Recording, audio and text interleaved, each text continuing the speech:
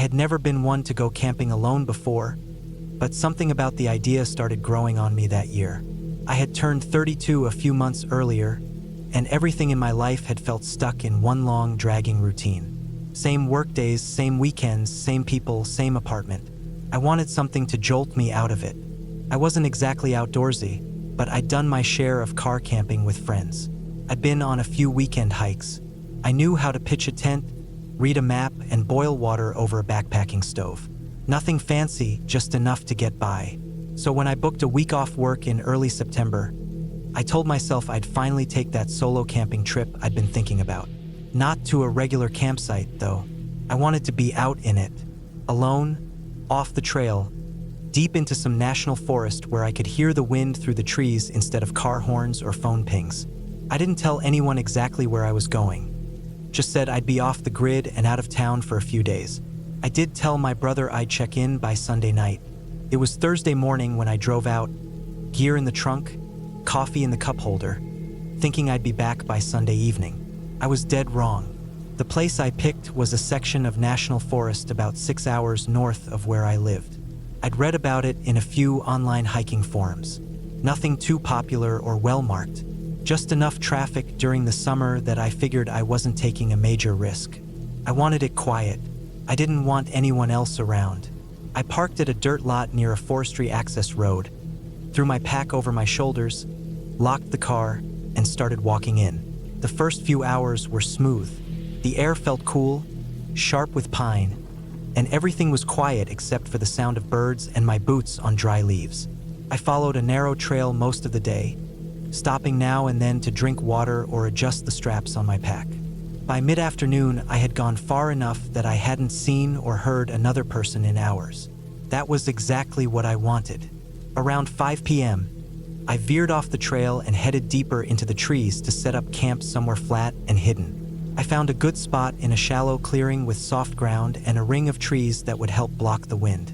I set up the tent, unpacked the stove and my food bag, and boiled water for a freeze-dried meal. I ate sitting on a log, watching the sky dim above the trees. The silence was thick and total. Not a sound except the breeze and the occasional snap of a branch in the distance. I didn't think anything of those sounds.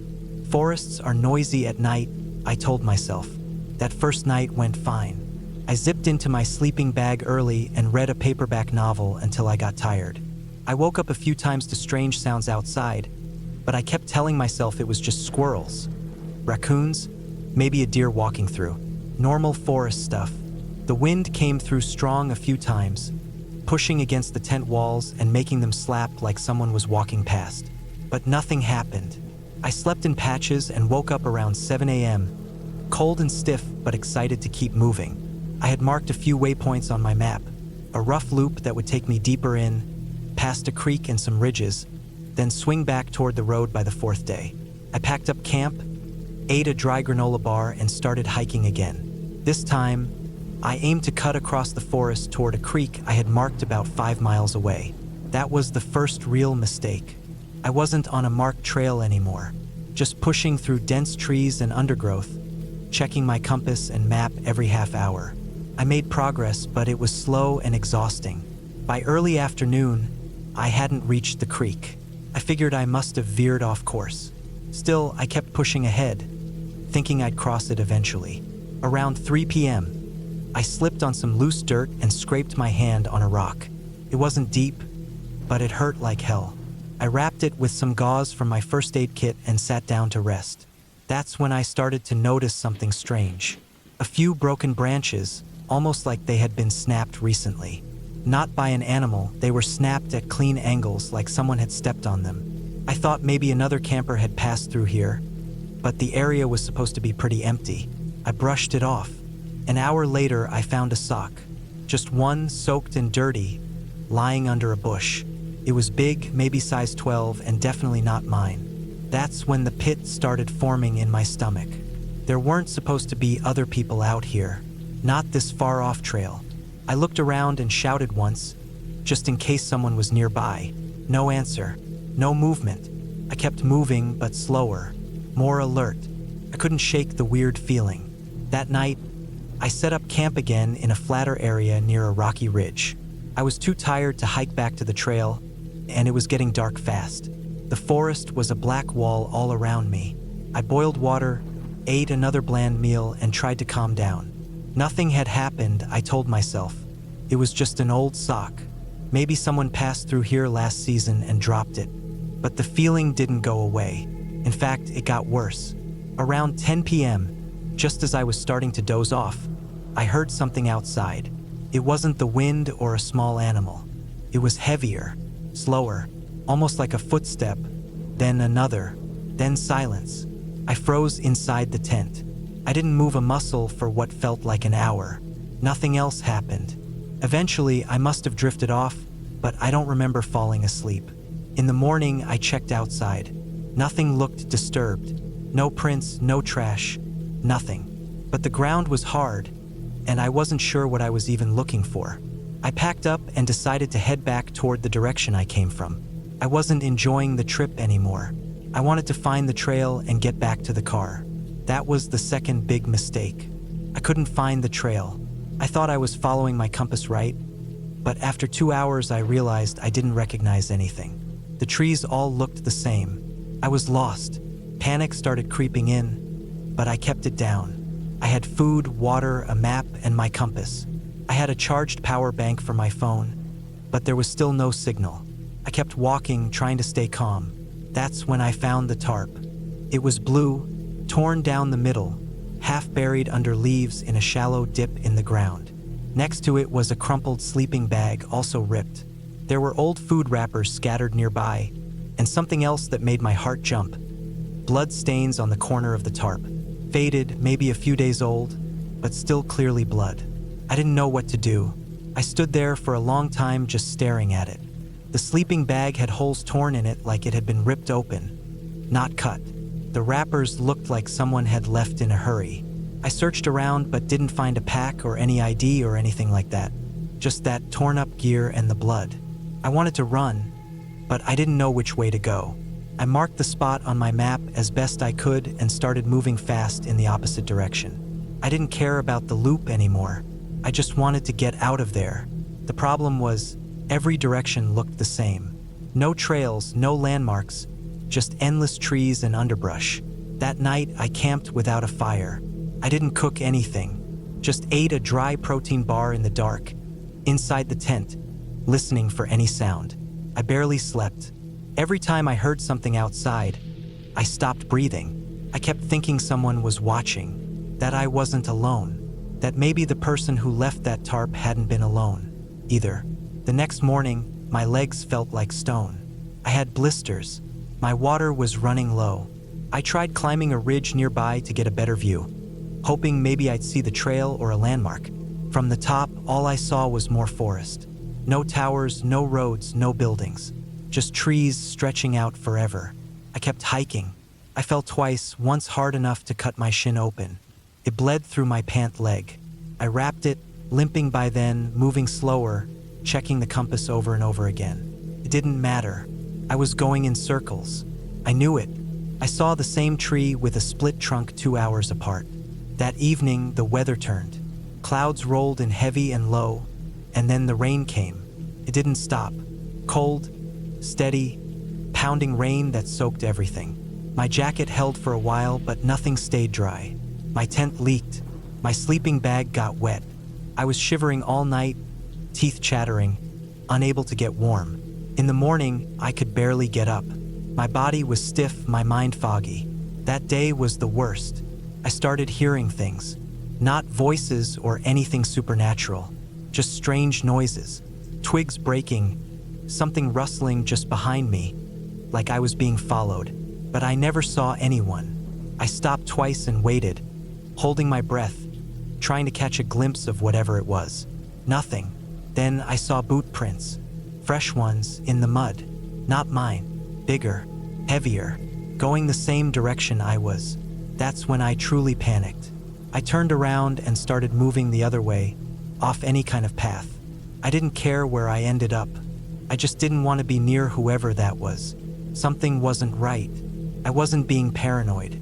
I could feel it. I don't remember much of that night. I must have slept an hour at most. I woke up cold.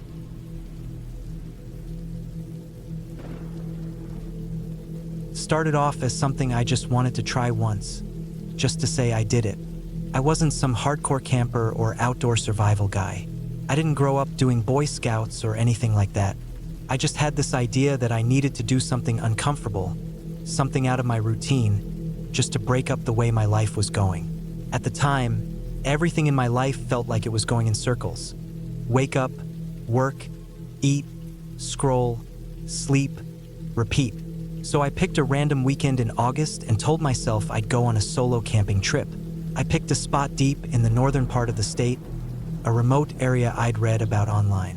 Some guy wrote a blog post about how quiet and untouched it was. He said there were no rangers patrolling, not a lot of other campers, no cell signal, just you in the woods. I figured that was perfect. I wanted silence. I wanted to feel far away from everything. And honestly, I thought I needed to prove to myself that I wasn't just stuck to my routines and screens. I packed up what I thought I'd need: tent, sleeping bag, food, water, flashlight, knife, and a few other things like a first aid kit, a small camp stove, and a book. I also brought a big jug of water and a cheap compass. I bought a paper map at the gas station on the way there. I didn't want to rely on my phone since I knew there wouldn't be any service.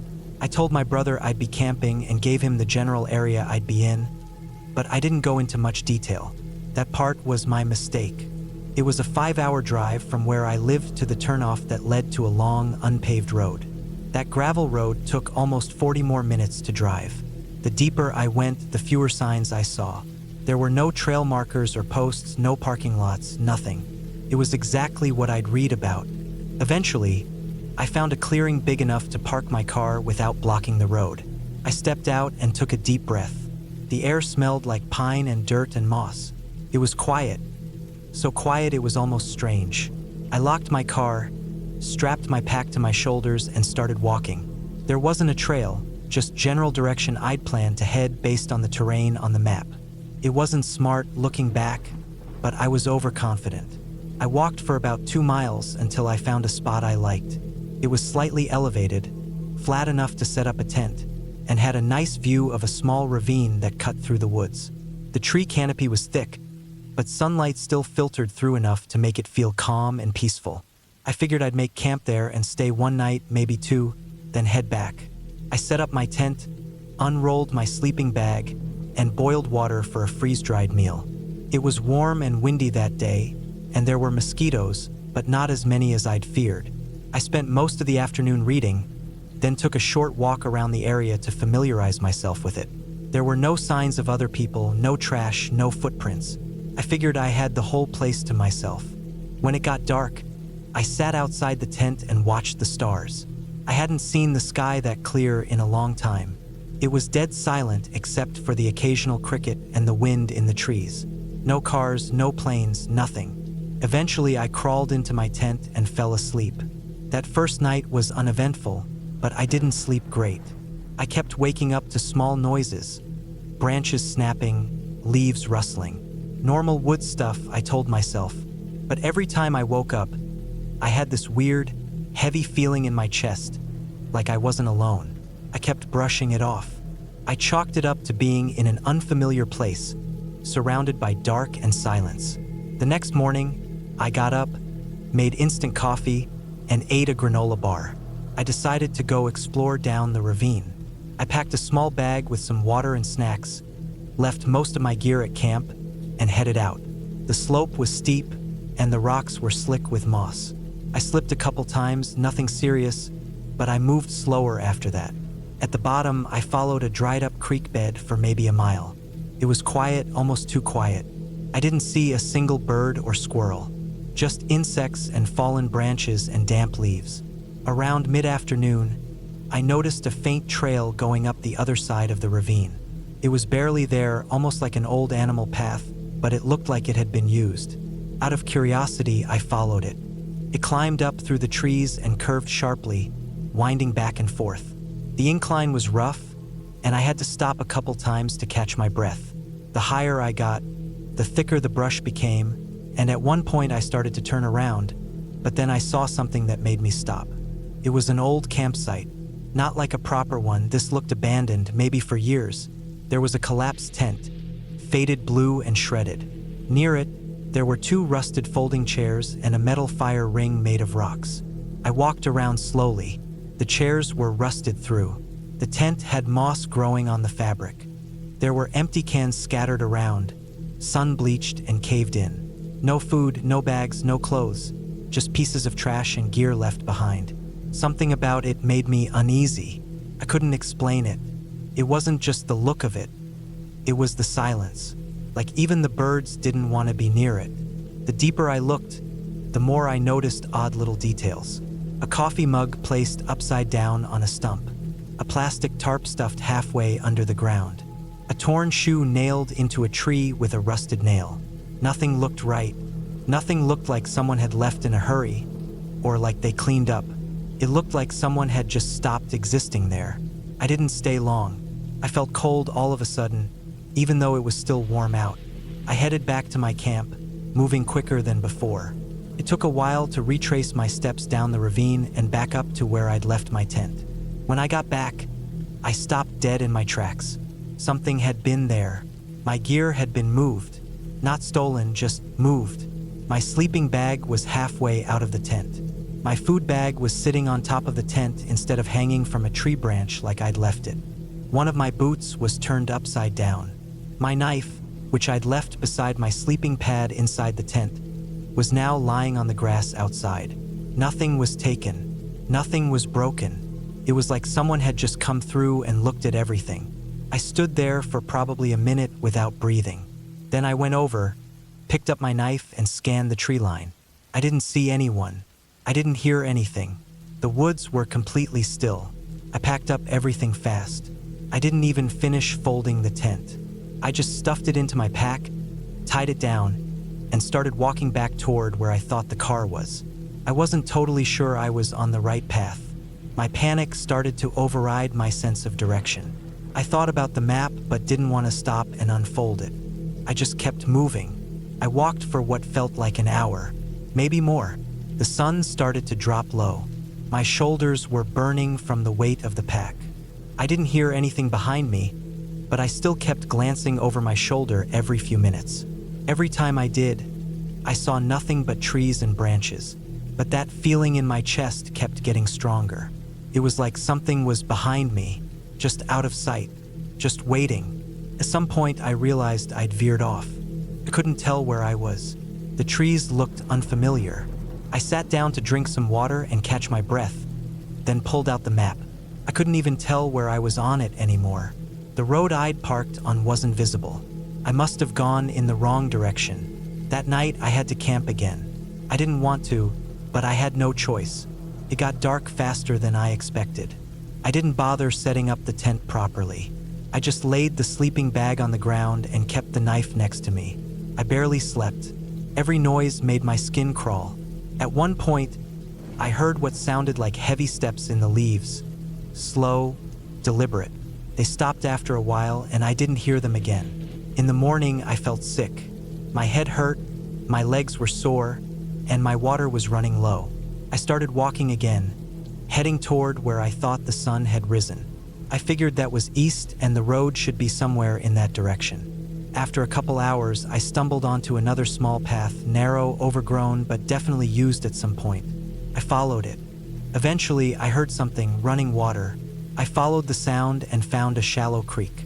I dropped to my knees and splashed cold water on my face.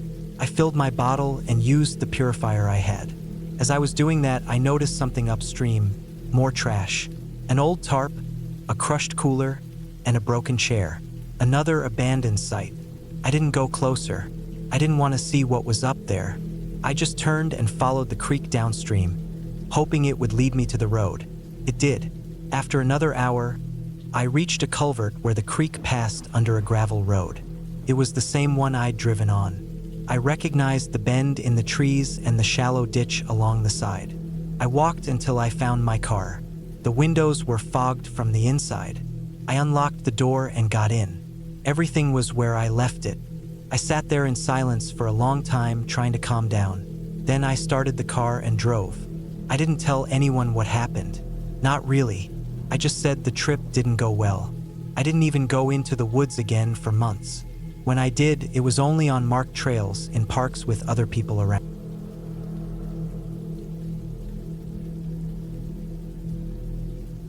I had been working indoors for months without any break longer than a weekend. Staring at screens, eating from microwave trays, and answering emails had started to feel like the only things I ever did anymore. I was mentally drained and physically out of shape. I needed something to reset everything, even if just for a while. One Friday morning in early October, I requested a week off, and by the next afternoon, I was packing my gear. I decided on a solo camping trip in northern Idaho, somewhere deep enough in the wilderness that I wouldn't see people, hear cars, or even get cell service. I picked a remote lake I had heard about online, Lake Arnwood. Not many people went there because there wasn't any formal campground, and the road to reach it was unmaintained. You had to park along a rough logging road, hike about 6 miles through a dense patch of forest, and then make your own site near the lake. There were no marked trails, no park rangers, no camp hosts, no cell towers. It was exactly what I was looking for. I loaded my truck with everything I thought I'd need: tent, tarp, sleeping bag, fishing rod, camp stove, bear spray, knife, enough dried food for 5 days, water filter, boots, layers, flashlight, batteries, and a couple of books I hadn't had time to read in months. I left early Sunday morning and drove 6 hours north from my apartment, stopping once for gas and another time to grab a sandwich. When I got to the logging road that led toward the lake, the sky had already started to dim. I drove for about 20 minutes over bumps and rocks, trees scraping the sides of my truck. There wasn't even enough space to turn around once I was in it. Finally, I reached the end of the road and parked in a tight clearing that looked like it hadn't been used in years. I left a note on the dashboard about my planned return date and route, just in case. Then I shouldered my pack and headed out into the woods. The air was cold and dry. I could hear nothing but my own footsteps crunching over dried pine needles. It took me a while to find any sort of footpath, but eventually I picked up on some game trails that led in the general direction of the lake based on my compass. I wasn't in a hurry. I took it slow, stopping often to drink water, check my bearings, and enjoy the silence. It was quiet in a way that cities can't be. Not dead quiet, but natural quiet. Wind through trees, crows far off, the occasional snap of branches. After almost 4 hours of hiking, the forest opened up slightly, and I caught my first glimpse of Lake Arnwood through the trees. It was bigger than I expected. The water was deep blue, smooth like glass, and framed by steep hills. There were no cabins, no boats, not even any obvious campsites. It looked untouched. I followed the shore around until I found a flat patch of ground behind a ring of trees. I pitched my tent facing the lake, laid out a tarp under it to keep moisture out, and set my sleeping bag inside. I gathered some wood, set up a basic fire ring, and boiled water for some freeze-dried chili. That night, I sat beside the fire watching the last of the light fade across the water. The stars came out in layers. I hadn't seen that many stars in years. The first day and night were peaceful. I slept well. I heard nothing unusual, just normal forest sounds. Wind, creaking branches, occasional distant rustling. I spent the next morning walking along the lake, fishing a bit, reading, and writing in a notebook. Felt like I was starting to breathe again. That night, I built another fire, ate slowly, and watched the moon rise. But at some point during the middle of the night, I woke up to the sound of movement outside my tent. It wasn't loud or aggressive. It was just something shifting or stepping near the edge of my camp. I stayed still, breathing slow, trying to listen. I thought maybe it was a raccoon or a deer. I had made sure to hang my food in a tree far away, so it couldn't be a bear looking for food. After a minute or so, the sound faded away. I eventually fell back asleep. The next morning, I stepped out of my tent and looked around. Nothing seemed disturbed, but I noticed something odd in the dirt near the edge of the trees, a partial footprint. It wasn't deep, but it was fresh. I crouched down and looked closer. It looked human, not animal. It didn't have a tread like a hiking boot would. It looked almost like a barefoot print, just the front half like the person had stepped lightly. It was strange, but I figured maybe I had made it myself without realizing. I brushed it away and tried not to overthink it. That afternoon, I explored deeper into the forest behind my camp. I followed some game trails for about an hour and reached a narrow ridge that gave me a better view of the lake. I sat there for a long time, eating a granola bar and watching birds circle over the trees. It was peaceful again, and I felt stupid for getting spooked over a footprint. But when I got back to camp just before dusk, something else was different. One of my boots had been moved. I had left them beside the tent, side by side. Now one was lying on its side about 6 feet away. I looked around for tracks but saw nothing. Could have been an animal, I told myself. Fox, maybe. But again, there were no bite marks, no damage, just one boot picked up and dropped. That night, I didn't light a fire. I stayed inside my tent, reading by headlamp, trying to ignore the unease growing in my chest. I fell asleep early, exhausted, but my sleep was shallow. Around midnight, I heard something again. This time it was closer, leaves crunching slowly, like someone walking carefully. Then a pause, then another step. I sat up, listening. The steps circled the camp, not in a rush, just slow and deliberate. Then silence. I waited for what felt like an hour before lying back down. At first light, I unzipped the tent and scanned the area. There were more partial prints in the dirt, just like the one I had seen the day before, barefoot, human-sized, light. They circled the camp, coming within just a few feet of my tent. I hadn't imagined it. I spent most of the morning packing up. My plan had been to stay out there for 5 days, but this was only day 3 and something didn't feel right. I didn't feel safe anymore. I ate a quick breakfast and started heading back toward where I had parked. I marked my route using flagging tape and mentally noted landmarks so I wouldn't get lost. After hiking for about 2 hours, I stopped for water and a short rest near a dry creek bed. I sat on a rock, breathing hard, trying to stay calm. That's when I saw it, tied to a branch just above the creek. A strip of red cloth, not flagging tape, not anything I had brought. It was weathered and torn, tied in a sloppy knot. I stood up and looked around. My heart was thudding now. I hadn't come this way before. This wasn't part of my path in, and I definitely hadn't left this cloth. I turned and started hiking faster, pushing myself up a steep incline to get back on my original path. I stopped only twice to drink water. By the time I reached the logging road, the sun was low and my legs were shaking. I was sweating and cold at the same time. My truck was still there, untouched. I climbed in and locked the doors before starting the engine. As I drove back down the road, I glanced in the rearview mirror more than once. Every bend in the trees felt like it could hide someone, but I saw nothing. I didn't stop until I reached a gas station almost 40 miles away. I used the restroom, bought a bottle of Gatorade, and stood under the fluorescent lights trying to slow my breathing. I never reported anything. What would I even say? That someone might have been silently watching me out in the woods? That someone had been walking barefoot around my camp? There was no proof, no photos, no confrontation, just signs and sounds and a deep, gut-level fear that something wasn't right.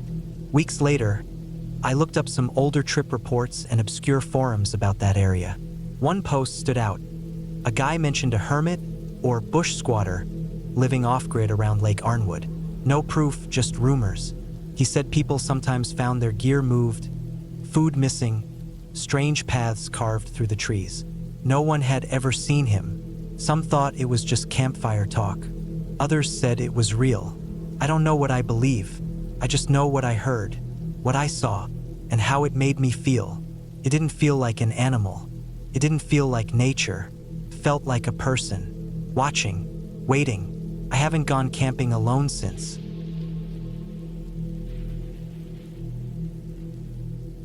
I took a week off work because I had to. My manager had been on me for months, saying I had vacation time piling up and that I needed to use it or lose it. I didn't really want to go anywhere expensive or crowded, and I didn't want to just sit around my apartment either. So I planned a solo camping trip out in the forests of Oregon. I'd done a few camping trips before, but never completely alone. I figured it would be good for me, Just me, my backpack, a tent, a little food, a water filter, and time away from everything. I drove out early Monday morning. I had picked a remote patch of national forest a few hours southeast of Eugene. It wasn't a designated campground, just a legal dispersed camping area way off the beaten path. I wanted privacy and quiet, and this place had it. No cell service, no traffic, and probably no people for miles. I parked at a wide pull-off near the edge of an old logging road that was barely passable. From there, I hiked about 4 miles into the woods with my gear. The hike wasn't hard, just long, and the air felt clean, cold, and good. There were pine needles underfoot, and everything smelled like sap and dirt. I found a flat clearing surrounded by trees on all sides. No signs of other campers, no trash, not even an old fire ring. It was perfect. I set up my tent, a small gray 2-man dome I'd used before. I gathered some dead wood and made a small fire pit with rocks. I boiled water from a stream nearby with my jet boil, poured it into some freeze-dried food packs, and just sat there eating and watching the trees sway. It was quiet in a way I hadn't experienced in years. I felt my body relax in a way it hadn't in months. That first night, I slept hard. I didn't even wake up once. Just cold air in my lungs and the muffled sound of wind now and then. I woke early and made oatmeal and coffee. I didn't have a plan for the day, just wanted to explore a bit. I packed light and wandered the forest in wide loops, never going far from camp but letting my feet guide me. I came across some deer prints, some old fallen logs with mushrooms growing along the bark, and a small dry creek bed. Late in the afternoon, I found something that pulled me out of that peaceful, disconnected state of mind. I was walking along the edge of a gully when I saw a spot of bright blue in the dirt. It didn't belong. I stepped closer and saw a plastic handle sticking up through the forest floor, just a few inches of it showing through the loose pine needles and soil. I dug around it with my hands and uncovered a hard blue lid attached to a large plastic container, like a storage tub you'd see in someone's garage. It was scratched and stained, but intact. I looked around out of instinct, though I knew I was alone. The tub was heavy when I finally got it loose. I opened the lid slowly. Inside, everything was wrapped in thick black plastic garbage bags. They were tied shut with twine. I reached in and untied the first bag. Inside was a collection of clothes. Dirty, old, men's clothes, jeans, t-shirts, socks. Some had holes, some had dark stains. I felt a weird tightness in my chest. I opened another bag. This one had papers, lots of them. Crumpled documents, envelopes, torn up notebooks. Some were damp and stuck together, but I could read parts. One envelope had a name on it, Thomas R. Hastings. Another had a date, 1997. I didn't recognize the name or what the papers meant, but something felt off. They weren't stored like someone meant to keep them safe. It was like someone was hiding them. The last bag was heavier than the others.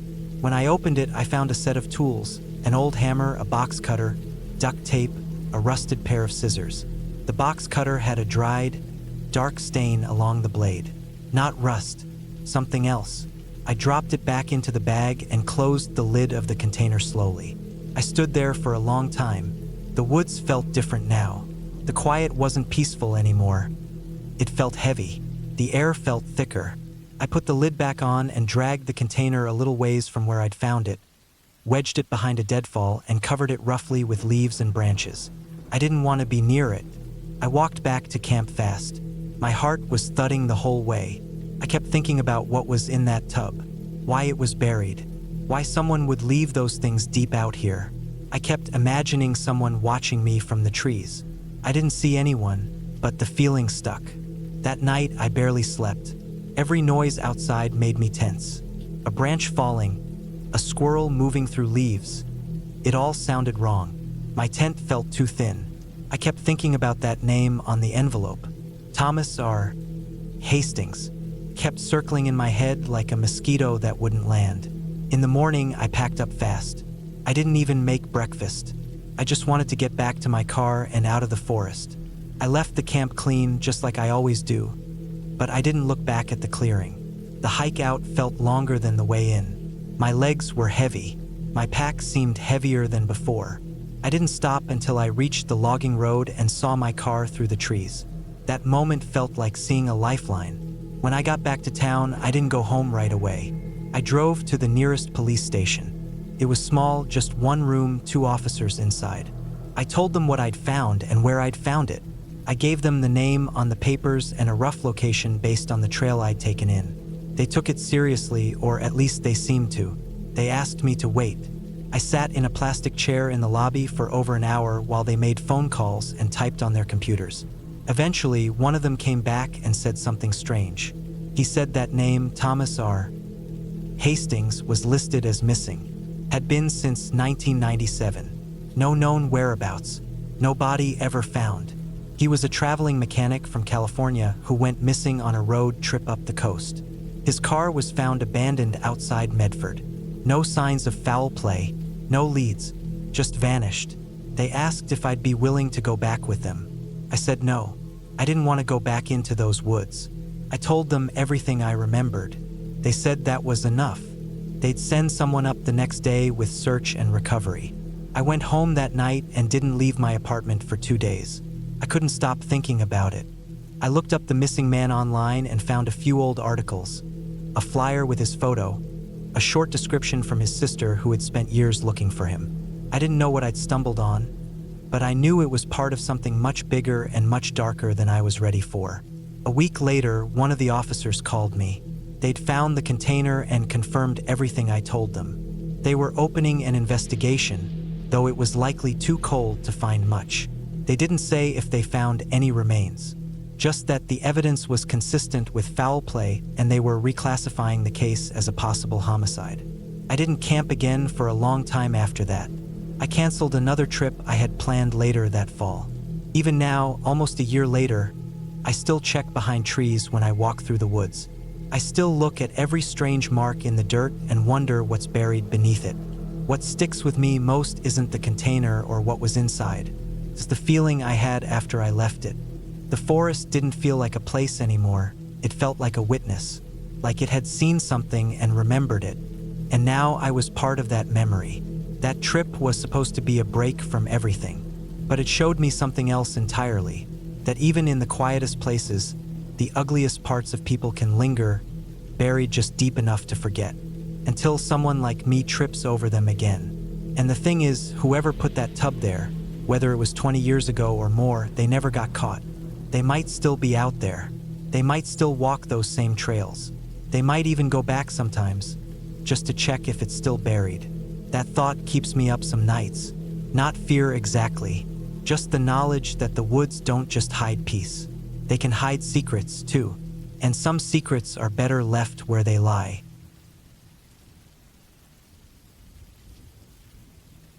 I didn't plan on being gone for long, a weekend at most.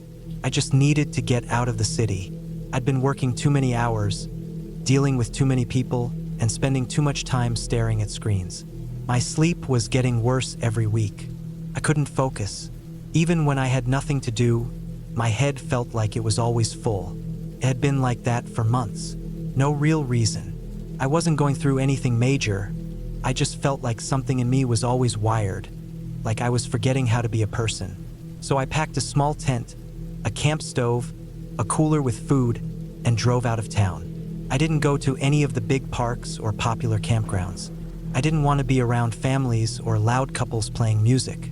I found a remote area about 4 hours north, a forest preserve with no cell service, no power, no marked campsites, just miles and miles of trees, grass, mud, insects, and cold, quiet air.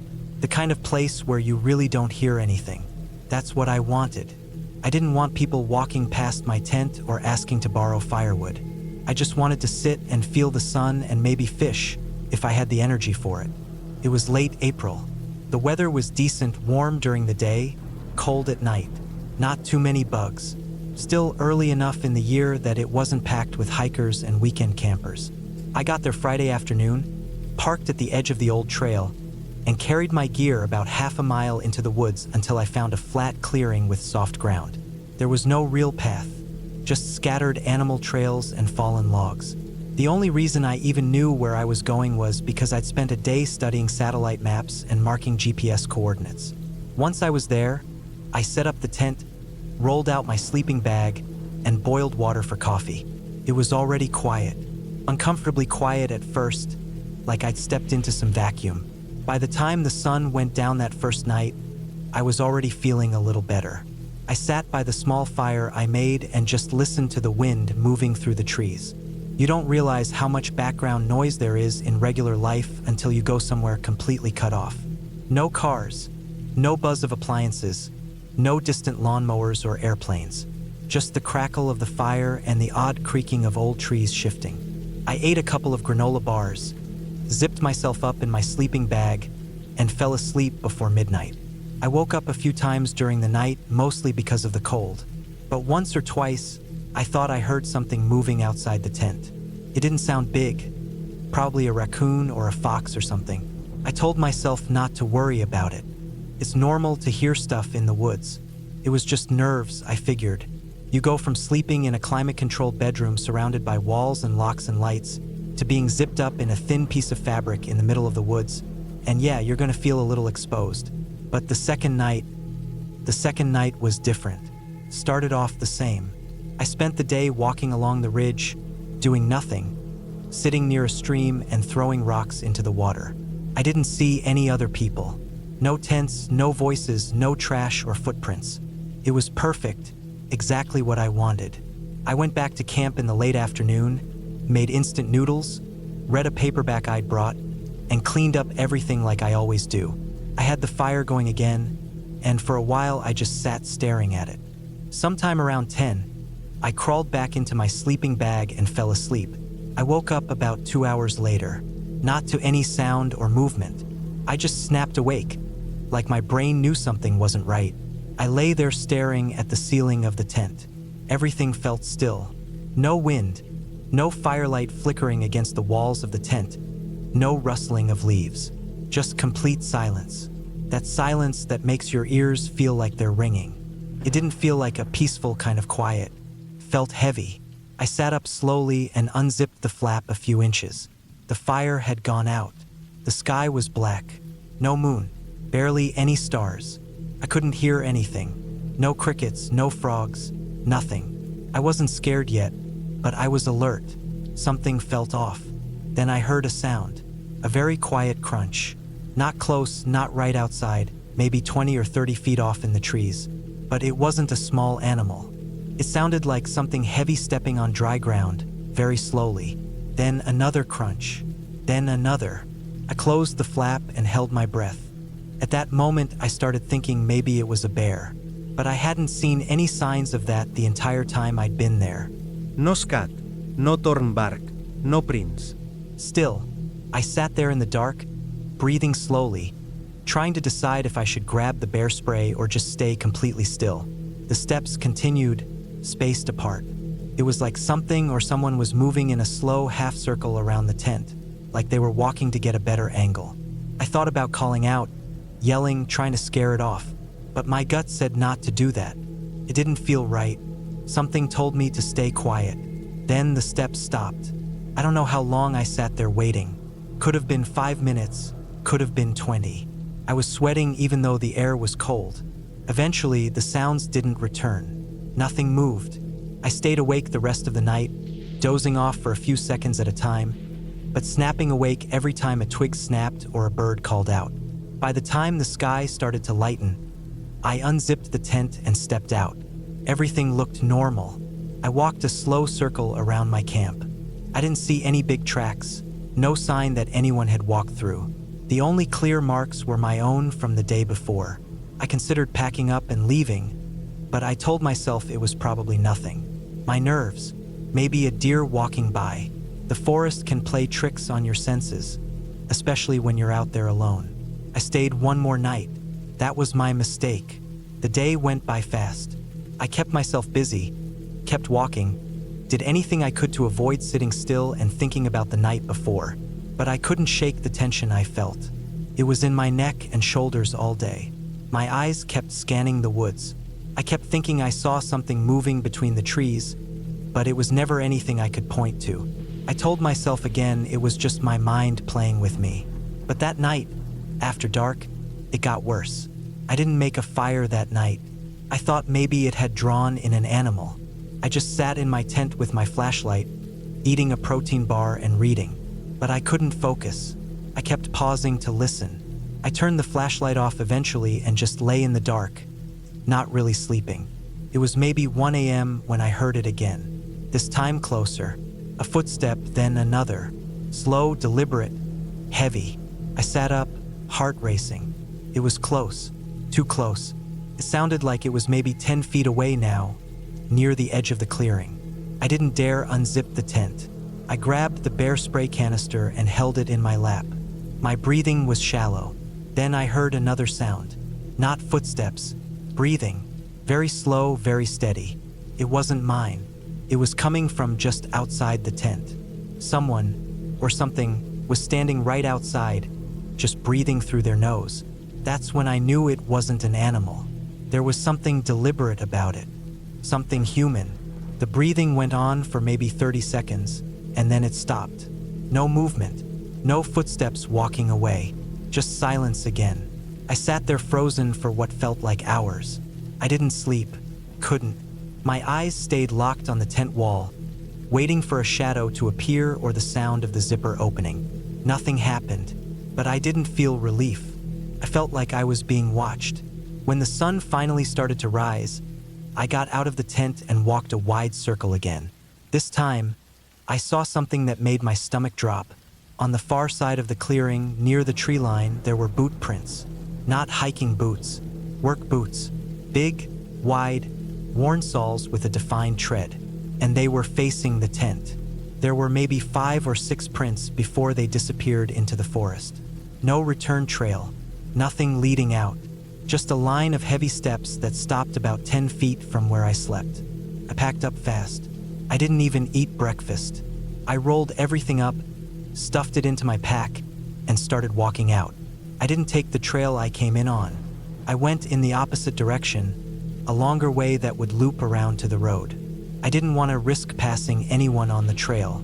I felt like something was watching from the trees the entire time. I made it back to my car by early afternoon. There were no other vehicles parked there. I unlocked the doors, threw everything in, and didn't stop driving until I reached a gas station an hour down the highway. I sat in the parking lot for 20 minutes just trying to calm my nerves. I didn't call the police. What would I even tell them? That I heard something walking near my tent? That I saw some footprints? There was no crime, nothing stolen, no injuries, just fear. And I knew they wouldn't do anything about it. It's public land. But I know what I felt. I know someone was out there, and they weren't just hiking. They weren't just camping. They came out there in the middle of the night without a flashlight, without gear, and stood 10 feet from my tent.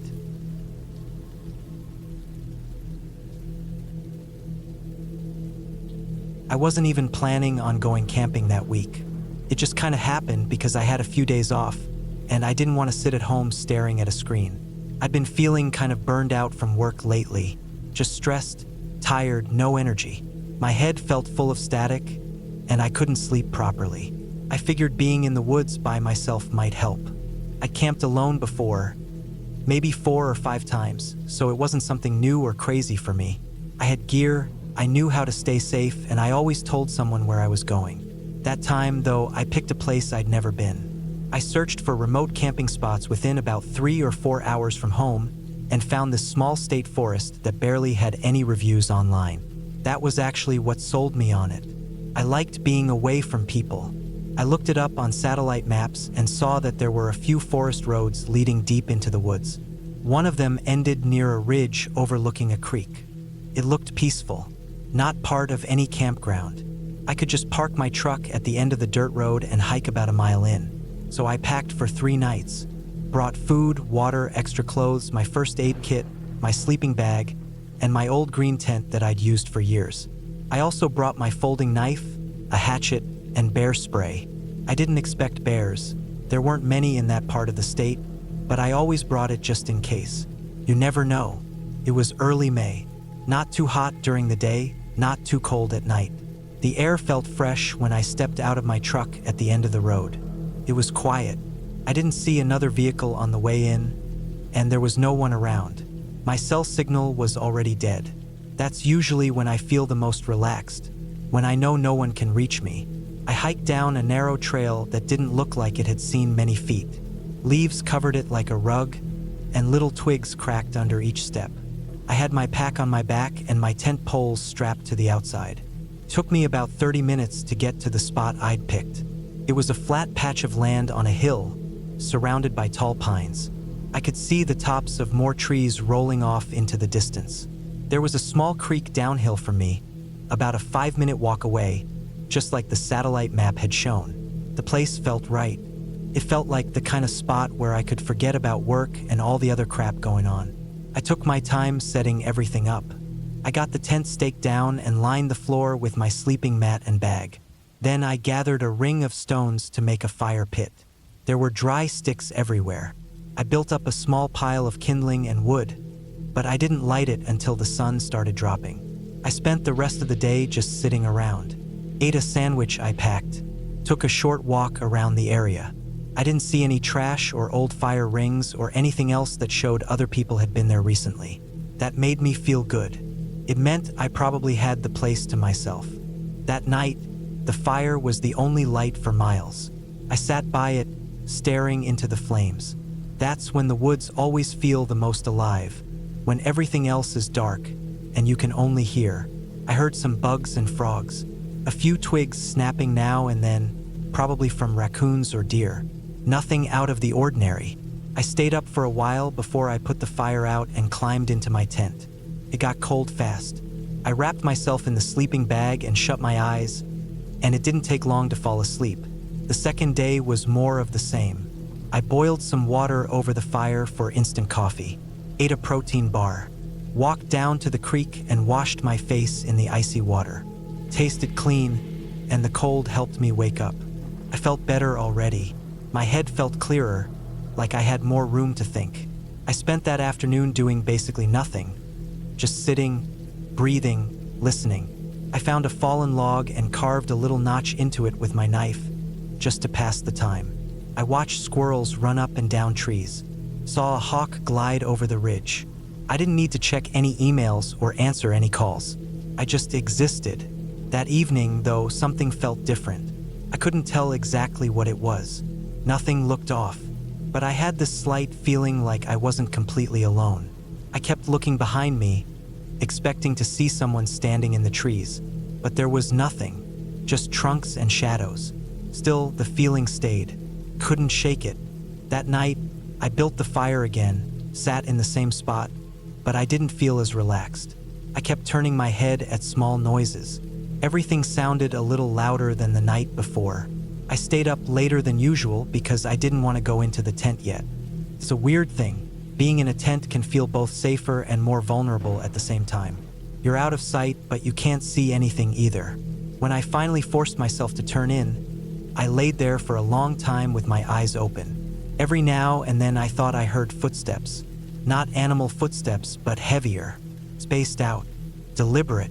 I told myself it was just my imagination. Could have been a deer. Could have been wind knocking something loose.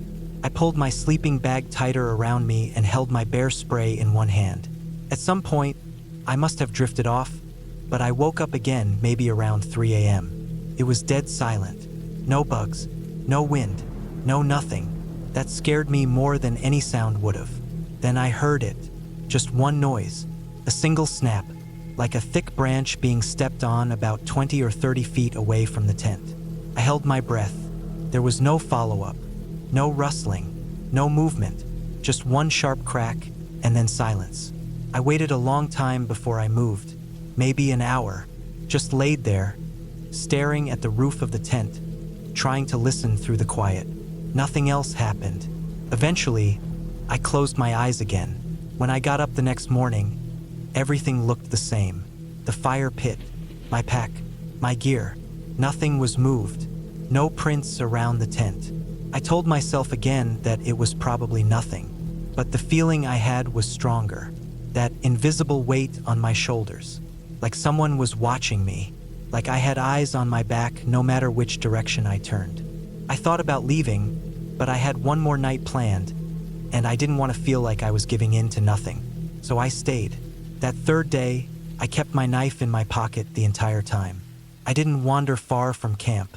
I kept checking over my shoulder. Every time a leaf rustled, I looked. Every time a bird flew off suddenly, I scanned the trees. That night, I built the biggest fire yet.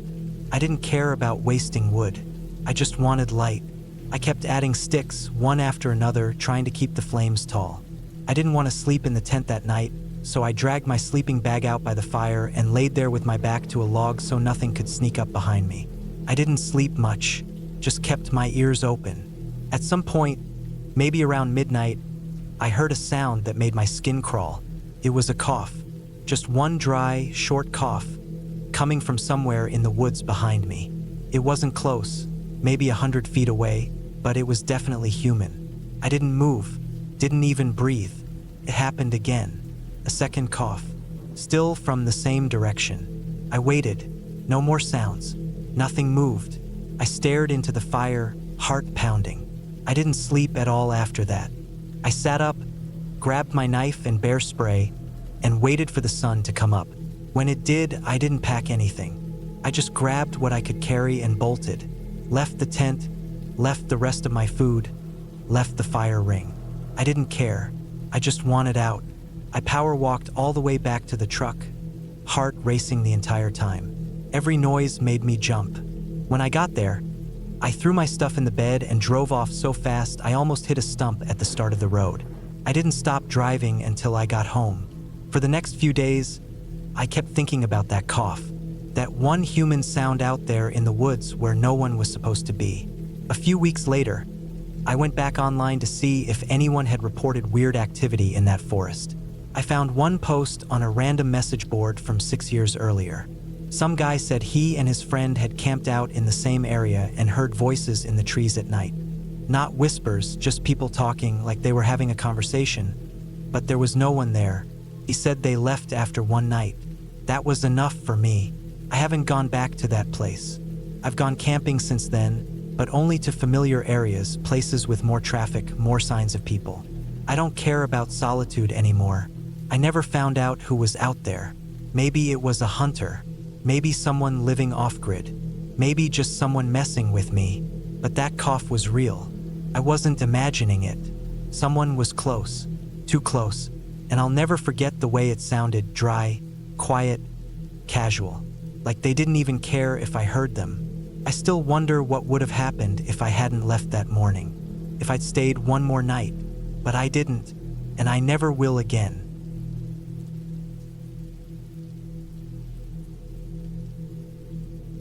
I didn't plan on camping that far out.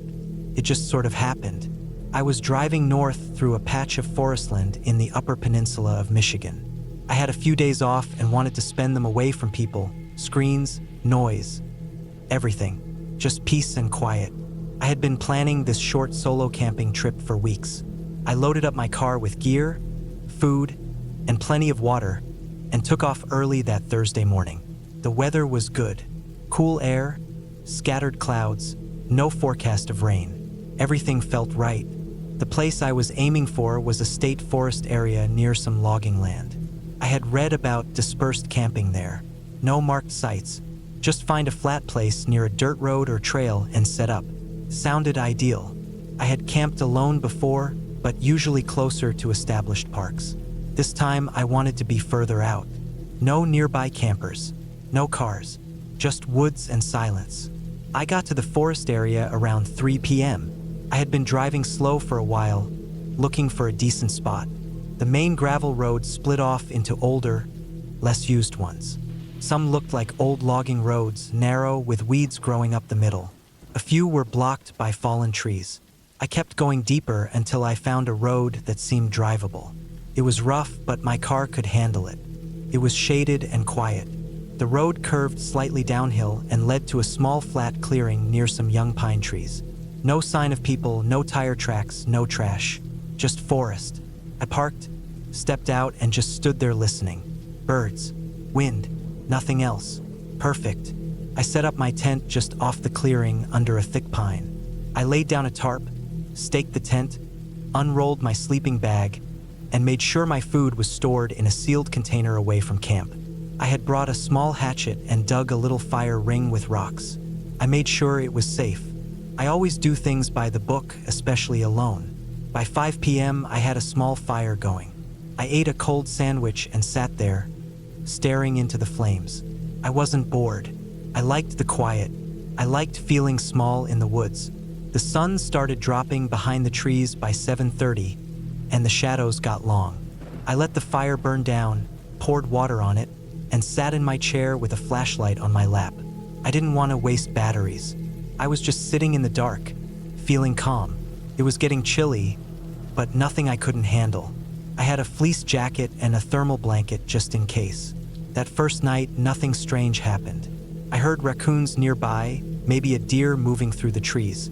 I knew the sounds of animals. I wasn't new to this.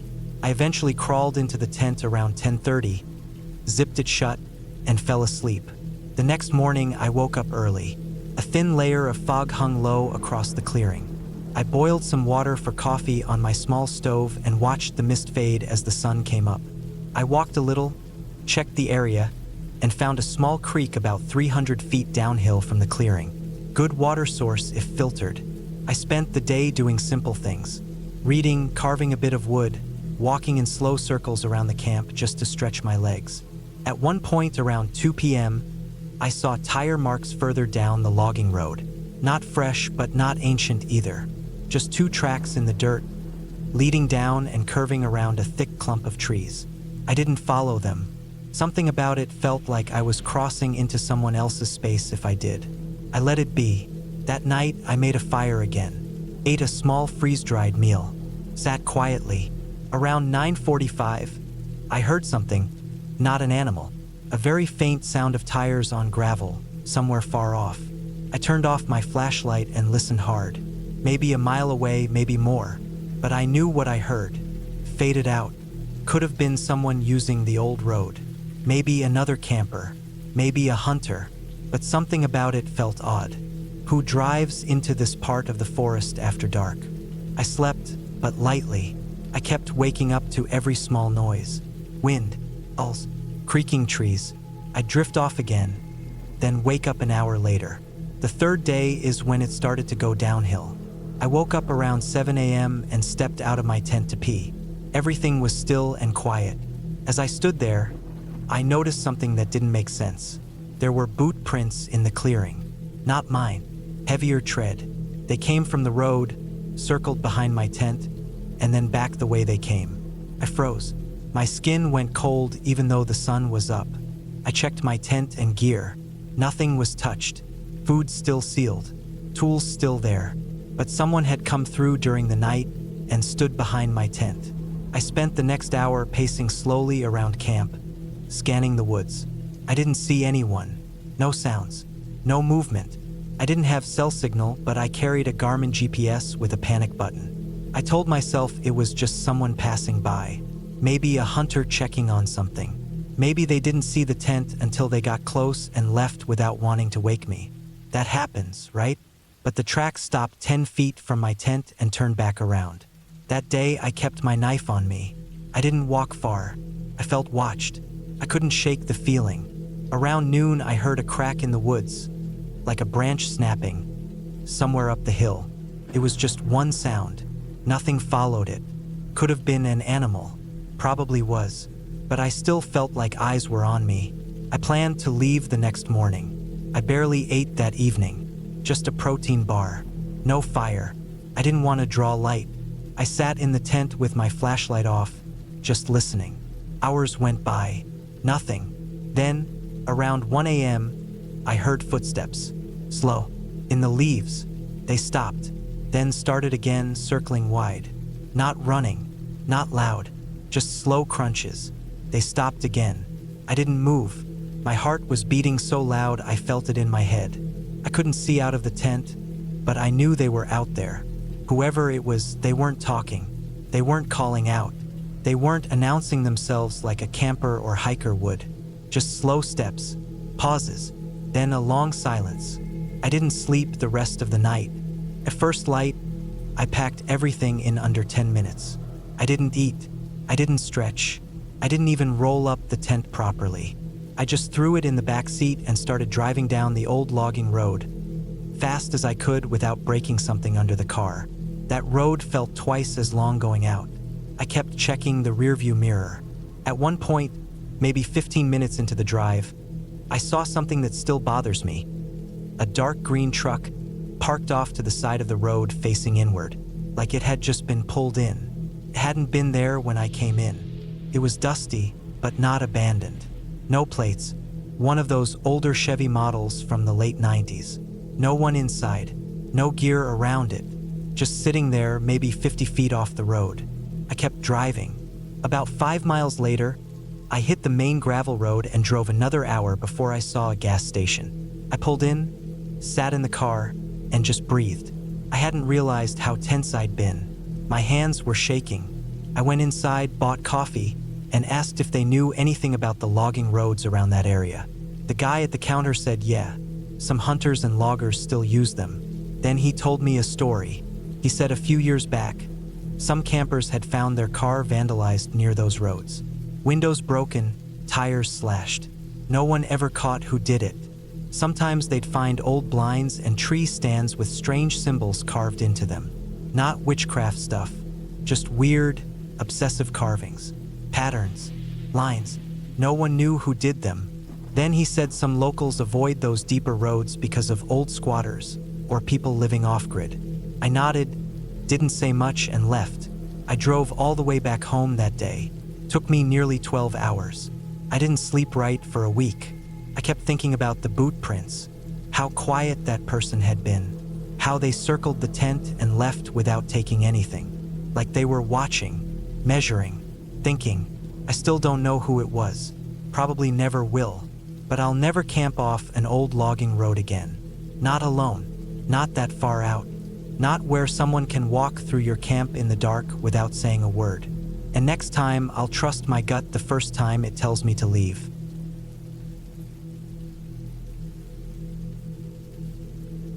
The day started out like any other when I packed my gear in the early morning. The sun was just rising, and the air was still cool and fresh. I was excited, eager even, to get away from the noise and rush of city life and spend a few days alone in the woods.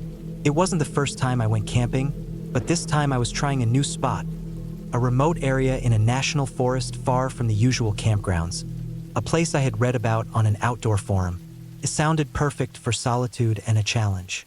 I had my backpack packed with the essentials: a tent, sleeping bag, stove, food, water, a map, compass, flashlight, extra batteries, some first aid supplies, a multi-tool, and a heavy-duty knife. I was always careful to pack well because I knew the wilderness wasn't forgiving. I also carried a small handheld GPS, but I didn't rely on it too much, trusting my map and compass more. The spot was known for having no cell reception, so I made sure to tell a friend where I was going and when I planned to return. The drive took a few hours, through winding mountain roads, past dense pine forests, and over small streams. When I reached the trailhead, I parked my car and took a deep breath. The air smelled like pine needles and earth. It was quiet, no cars, no people, just nature. I double-checked my pack and set off on the narrow dirt trail. The first few hours passed quickly. The trail was well marked at first, with faded orange paint on trees and worn signs. I passed under thick green canopies where sunlight filtered down in soft beams. Birds called softly overhead, and somewhere a woodpecker tapped a rhythm on a distant tree. The ground was damp in spots from recent rain, and the smell of moss and wet leaves was strong. I crossed a small creek on slippery rocks and paused to fill my water bottle, careful not to drink untreated water. By midday, I reached a small clearing. I sat on a mossy log and ate a simple lunch of a sandwich and some trail mix. I was feeling good, the air was fresh, and the quiet was peaceful. After a short rest, I packed up and headed deeper into the forest. The trail started to get less clear here. Some of the paint marks on trees had faded almost to nothing, and the path was overgrown in places. I slowed down, paying close attention to the map and compass. I knew I had to be careful not to lose the trail, especially since I planned to camp a few miles in. The forest around me grew thicker, the trees taller and closer together. The sun started to dip lower in the sky, casting long shadows. I kept moving, trying to maintain a steady pace, but I could feel a knot of unease growing inside me. I stopped several times to check my bearings. The map showed a small lake about 2 miles ahead, a good place to camp. I wanted to reach it before dark. As the forest grew darker with the setting sun, I could hear the faint sound of water in the distance. The lake, I hoped. Suddenly, the trail disappeared entirely. The dirt path gave way to a tangle of bushes and fallen branches. I looked around, but the paint marks were gone, and there were no signs of a clear path. I tried backtracking, but after a few minutes, I realized I must have taken a wrong turn earlier. My heart rate picked up. I pulled out the compass and map again, trying to find a recognizable landmark. The GPS showed I was off the trail by several hundred feet. I debated turning back, but the sun was already low, and I didn't want to lose daylight completely. I decided to press on, trusting my sense of direction. The forest was dense here. The ground was uneven, covered in thick layers of pine needles and dead leaves that muffled my footsteps. Branches scraped against my arms as I pushed through the underbrush. The air grew colder as the sun sank behind the hills. I could hear the sound of twigs snapping underfoot, but I couldn't tell if it was me or something else. I set up my flashlight and turned it on. The beam cut through the darkness, illuminating the forest floor and the trunks of the trees. I moved cautiously, keeping my eyes on the compass needle and the map on my lap. My stomach tightened with every step. The woods felt alive in a way I hadn't felt before, silent but watching. At one point, I stopped suddenly. Something moved just beyond the light's reach, a quick rustle in the bushes. I froze. My heart pounded hard in my chest. I waited, listening. The forest was quiet again, except for the occasional drip of water from the leaves. Probably just an animal, I told myself. Deer, maybe, or a raccoon. I continued moving slowly, but the path was impossible to find. The map showed a lake nearby, but all I could see were trees and shadows. The GPS was blinking weakly, its battery dying. I cursed myself for not bringing extra batteries for it. Night had fallen fully now, and the temperature dropped quickly. I was cold and tired. My legs ached, and my backpack felt heavier with every step. I knew I needed to find shelter soon. I found a spot that looked flat enough to pitch my tent, under a thick cluster of pine trees. The ground was soft with pine needles, and there was some dry wood nearby for a fire. I hurried to set up the tent, my fingers numb and clumsy in the cold. Once the tent was up, I collected dry sticks and branches for a fire. I used my lighter to start a small flame, carefully feeding it with tinder until the fire grew.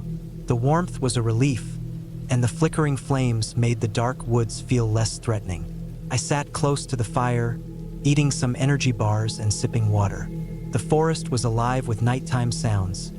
Distant owls, the occasional rustle of small animals, the whisper of the wind through the trees. I felt a mix of relief and unease. I was safe for now, but still lost. Sleep was difficult to come by. Every crack of a branch or snap of a twig made me jump. I kept my knife close, just in case. Hours passed, and I finally drifted into restless sleep. Sometime during the night, I woke to a strange noise. It was faint at first, a low, continuous rustling, like something large moving through the underbrush. I froze, straining my ears. The fire was dying, and the forest was dark except for the small glow inside my tent. The sound came closer, heavy footsteps, slow and deliberate. I reached for my flashlight and knife, my hands shaking. The footsteps circled the tent, stopping just outside. I held my breath, waiting. Then the footsteps moved away slowly, fading into the distance. I didn't sleep again that night. At first light, I packed up quickly and started walking. I followed the compass needle toward the lake. The forest was still thick, but in daylight, I felt more confident. After an hour of steady walking, I finally heard the sound of water again. The trees thinned, and I stepped into a clearing. There was the lake, calm, clear, surrounded by tall pines. I set down my pack and sat on a rock at the edge. The sun was warm, and the air smelled fresh. I was relieved to have found a recognizable place. I spent the day fishing with a small rod I'd brought, eating the few snacks I had left. The peacefulness of the lake helped calm the tension that had built up. I knew I could stay here overnight and wait for morning before heading back to the trailhead. That night, I set up my tent near the lake, built a bigger fire, and went to sleep with the comforting sound of water lapping at the shore. The next day, I packed up and found the main trail easily enough. The forest was friendlier in daylight, and the signs clearer.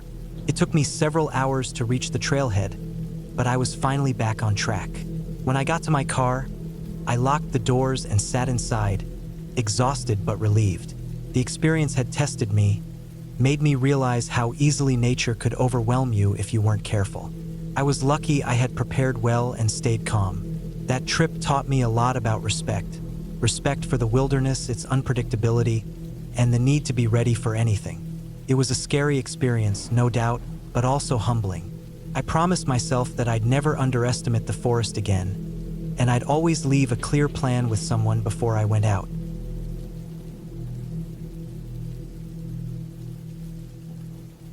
I decided to go camping alone that weekend because I needed to get away from everything. My job was starting to wear me down, and my phone never seemed to stop buzzing. I couldn't sleep properly for weeks, and every day just blended into the next. It wasn't that anything big had gone wrong. I just felt like I needed some air that didn't smell like printer ink and microwaved lunches. I wanted to be alone, away from all the people and noise and walls. I thought the woods would help me reset. I chose a spot in the southern part of the state, about 4 hours from where I lived. It was a section of public land that not many people visited, and that's why I picked it. No official campsites, no rangers, no bathrooms. Just a lot of trees, trails that didn't really go anywhere, and a river that curved around the lower edge of the forest like a bent arm. I'd found the spot a year earlier when I went hiking with a friend, and I remembered thinking back then that I'd come back on my own someday. I left early on a Friday morning. I packed light because I was only going to be out there for 2 nights.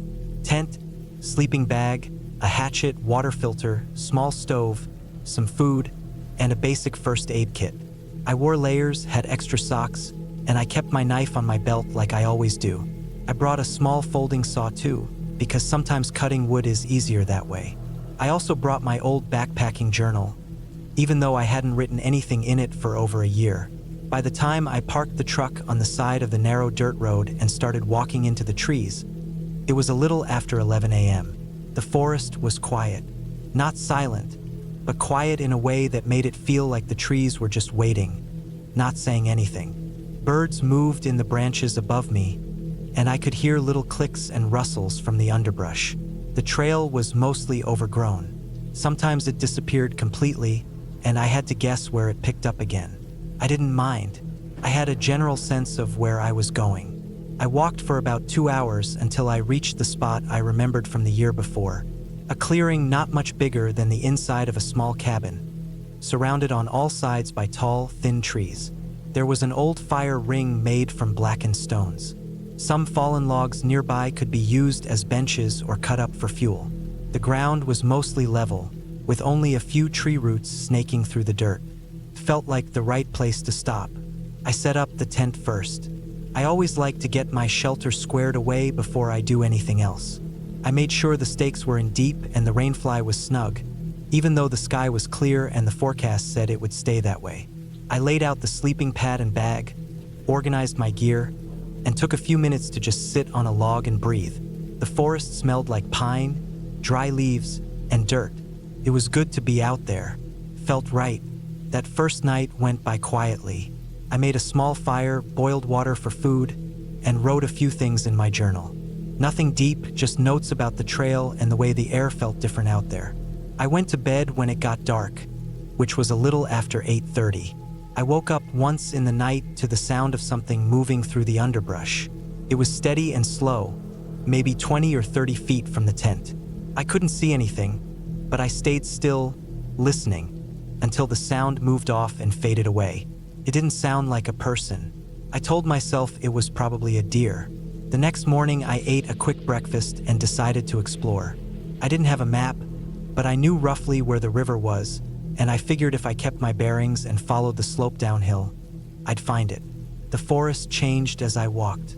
The trees got thicker, closer together, and the light grew dimmer. The brush got heavier too, and I had to use my knife a few times to cut a path. It wasn't easy walking, but I liked the way it made me focus on each step. After about an hour and a half, I heard the sound of running water. I followed it until I reached the riverbank. The water was clear and fast, full of white foam and little whirlpools where it curled around stones. I sat on the bank for a while, watching it. I saw fish darting under the surface. I saw a hawk land in a tree across the water, stare at me for a few seconds, and then fly off again.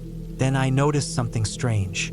A little farther downstream, maybe 40 yards away, there was a break in the trees. A sort of narrow opening that looked like a trail, but not a hiking trail. More like something made by repeated movement, like something had been dragged or walked through there over and over. The trees around it leaned inward slightly, and the light didn't seem to go all the way through. I don't know why, but I stood up and walked toward it. Something about the shape of that opening felt unnatural, too sharp and clean for an animal trail. I pushed through the brush and found a narrow path that led up a small hill. The trees got tighter together the higher I climbed, and the light got thinner and grayer. It didn't feel like part of the forest I'd been walking in.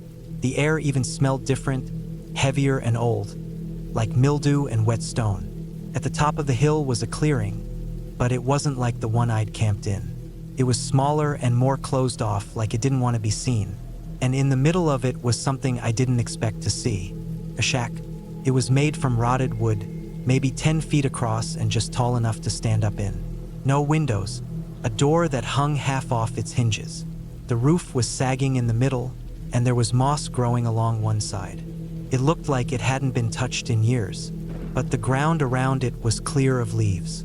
That was the first thing I noticed. No leaves, no branches, nothing fallen from the trees. Just bare dirt all the way around it, like someone had swept it clean. I didn't go inside. I just stood there, staring at it. I don't know how long I stood there, but it felt like a while. My chest felt tight, and I had the strong, instinctive feeling that I didn't want to get any closer. Not out of fear exactly, but something deeper. A kind of pressure in my stomach that told me to turn around. I backed away slowly. I didn't run, but I didn't stop moving either. I went back down the hill, retraced my path to the river, then followed the water until I found the spot I'd come in at. I walked back to my camp faster than I'd meant to, glancing over my shoulder more than once. The rest of the day I stayed close to the tent. I chopped some wood, filtered water, tried to read a book I brought, but I couldn't focus. I kept thinking about that shack, why it was there, why the ground around it was so clean, who had built it and when. That night, I didn't make a fire. I just sat in the tent with the rainfly pulled back and listened to the woods. I didn't hear anything strange, just the usual chirps and rustles. Around midnight, I finally fell asleep. I woke up to the sound of footsteps. Not an animal, not something sniffing or hopping. These were deliberate, heavy, slow, walking, moving through the brush just outside the clearing. I didn't move. I just laid there, eyes open, trying to keep my breathing quiet. The steps moved around the edge of the camp. I could hear twigs snapping, leaves shifting under weight. They didn't come close to the tent, but they didn't go far either. They circled once, then again, then they stopped. I don't know how long I stayed frozen like that, but eventually I must have fallen asleep again, because when I opened my eyes, it was morning. I stepped outside and looked around. Nothing was disturbed. My gear was untouched. The fire ring looked the same, but there were prints in the dirt. Not boot prints, bare feet, no tread, just the shape of toes and heels, clear as day. They circled the camp twice, just like I'd heard. I packed up right away. I didn't eat, didn't filter more water. I shoved everything into my pack and started walking. I didn't even follow the trail I came in on. I just used my compass and moved in the general direction of the road. The forest didn't feel quiet anymore, felt still, like it was holding its breath. I didn't stop to rest. I didn't stop to drink. I walked for almost 4 straight hours before I saw the glint of my truck through the trees. I got in, locked the doors, and sat there for a minute before starting the engine. My hands were shaking on the wheel. I didn't calm down until I was halfway down the dirt road, and even then, it wasn't real calm, just less panic. I haven't been camping since.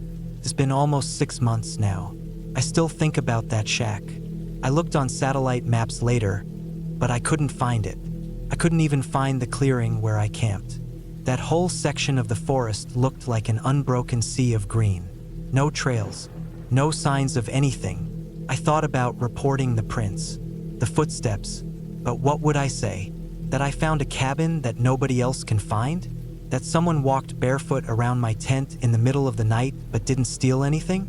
That I didn't see them, didn't talk to them, didn't even know if they were real? I haven't told anyone until now. I still don't know what it was, just that it wasn't right. That shack wasn't supposed to be there.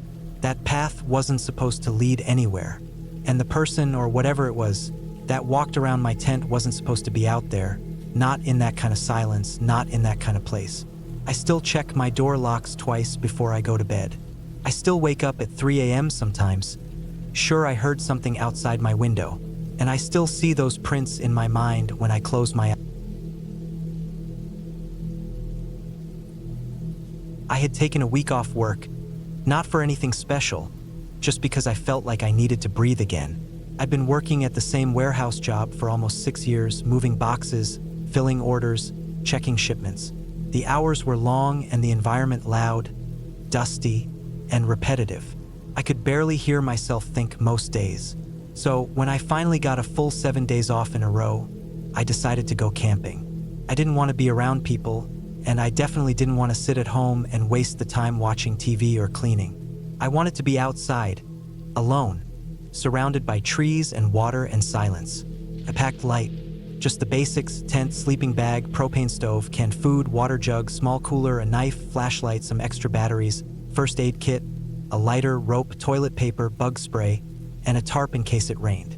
I brought a small hatchet too, not just for firewood but for the sense of security it gave me. I also packed a thin fishing rod, more out of habit than planning, but it always made me feel like I was doing something productive even when I wasn't. I drove north, away from the city and into the national forest. I didn't have an exact spot in mind. I had looked at a map the night before and saw a creek cutting through a stretch of woods not far from a dirt road. It didn't look popular, and that was exactly what I was going for. Someplace quiet, without marked trails or campsites. I didn't want to hear generators or people shouting or music. I just wanted space. I passed a couple trailheads and parking areas on the way in, but I kept driving until the road turned rough, with more gravel than pavement. I found a spot wide enough to pull over, parked my truck off to the side, and grabbed my pack. It was early afternoon when I hiked in. The sun was out, but the trees were thick, and the air under them felt cool and still. I followed an old game trail for a while, just a thin path in the grass and dirt, probably made by deer or something else. I moved slow and kept looking around. I wasn't scared, yet, but I'd been camping alone enough times to know that anything can happen out in the woods, and if it does, nobody's going to hear you scream. That sounds dramatic, but it's true. When you're alone, you're the only person who gives a shit whether you make it out. About a mile or so in, I found the creek. It wasn't huge, but it flowed steady and clean, gurgling over smooth rocks and cutting through the underbrush like a little snake. I followed it for a while and found a flat spot on a slight rise just above the bank. There were tall pines all around, and the ground was mostly clear except for some fallen branches and old needles. I cleared a spot, pitched my tent, unrolled my bag, and tied a rope between 2 trees to hang my cooler in case animals came sniffing around. I boiled some water and made instant coffee, even though it was too late in the day for caffeine. It just felt like something to do. That first night was quiet. I lay in the tent listening to the creek. The sound was peaceful, almost too peaceful. It's hard to explain, but sometimes when you're out in the woods alone, the quiet gets so deep that it starts to feel like pressure. You hear every twig snap, every squirrel rustle, every leaf shift. At home, you block out noises. In the woods, you soak them in. It's like your brain's trying to warn you, even when nothing's there. Still, I slept okay. The next morning, I made coffee again and used the little pan on my propane stove to heat up some beans and Spam. I sat on a log and ate, just watching the trees. Everything was still. I saw a bird land near the creek and peck around for bugs. I threw a line in the water for a while but didn't catch anything, which I expected. I didn't bring bait, just a couple fake lures I had from last year. After a while, I stopped pretending and just sat. I went for a walk after lunch, following the creek upstream. I didn't go far, maybe a mile or two, but it was enough to stretch my legs and clear my head. I didn't see anyone. No signs of other campers or hikers.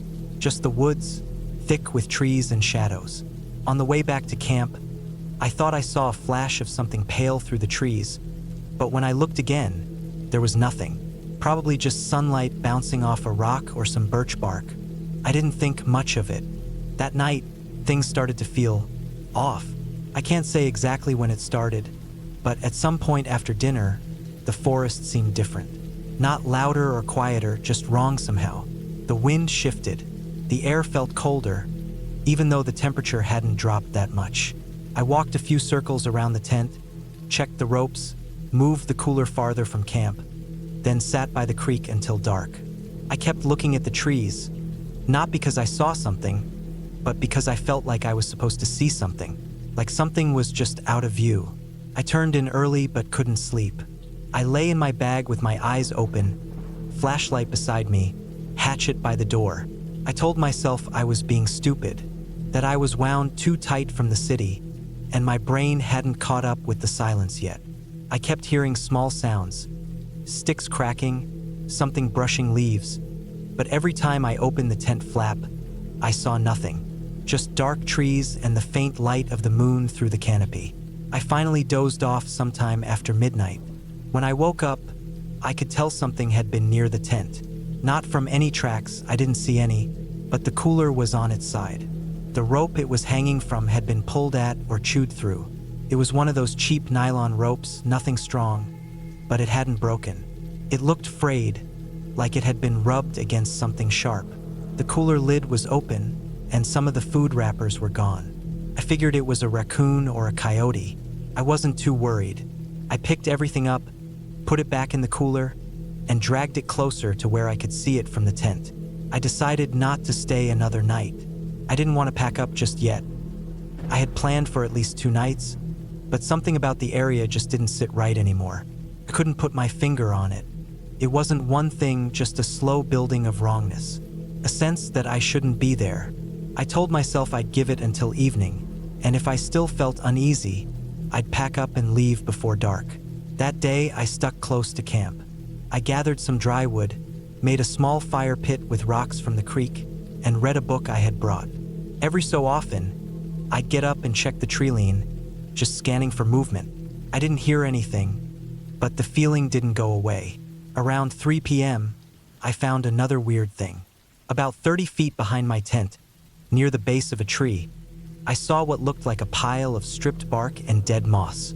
Nothing unusual about that in the woods, except it was stacked, not fallen. Like someone had gathered it and made a low mound. Not high, just about a foot tall, like a little dome. I crouched near it and looked closer. It was all old, dried out stuff, no fresh sap, no bugs. Just dead material. I didn't touch it. I just stared at it for a while. The shape was too neat, too intentional. I looked around for more but didn't see anything else like it. By 5 p.m., I had made up my mind. I was leaving. I didn't care if I was being paranoid. I've camped enough to know when something's off, and I'd rather be wrong and safe than right and sorry. I packed up fast. Tent, sleeping bag, cooler, trash, everything into the pack. I didn't even boil water or eat. I just filled my canteen, slung the pack over my shoulder, and started hiking out. It got dark faster than I expected. I had about an hour of daylight when I left camp, but the woods swallowed light fast. About halfway to the road, I had to get out my flashlight. That's when things really went bad. I started hearing footsteps behind me. Not constant, just now and then, like someone stepping on dry leaves and then stopping. I would stop, shine the light behind me, and see nothing. But every time I walked, I'd hear it again. I picked up the pace, but I didn't want to run. The trail wasn't clear, and I could barely see 10 feet ahead with the flashlight. I kept glancing behind me, my heart pounding. At one point, I thought I saw a shape in the trees, a tall, thin outline, but when I pointed the light, it was gone. I kept moving. My legs were shaking. I was sweating even though the night air was cold. The pack felt heavier. I started tripping over roots, stumbling, catching myself against trunks. The footsteps came again, closer now, quicker. Then they stopped. I spun around and stood still for a long time, breathing hard, listening. I couldn't hear the creek anymore. I couldn't hear anything. Then something whistled. Not a bird, not wind, a whistle. Human. 3 short notes. I froze. Came again. 3 quick notes. The same pattern. I didn't think. I just ran. I don't know how long I ran, but I didn't stop until I saw the edge of the road. My truck was still there, dirty and cold in the moonlight. I jumped in, slammed the door, locked it, and started the engine with shaking hands. I backed out too fast and almost hit a stump. I didn't care. I just drove. I didn't stop until I reached a gas station 20 miles south. I sat in the lot for a while, hands still trembling, heart thumping. I kept looking at the trees around the edge of the lot, half expecting to see someone step out. I didn't.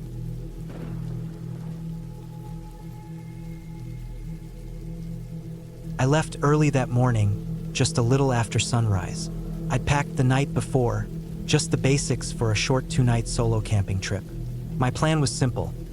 Park my truck at the pull-off lot near the old logging road, hike about 6 miles down into the valley where the trees were thicker and the creek ran through, pitch my tent by the water, and just disconnect.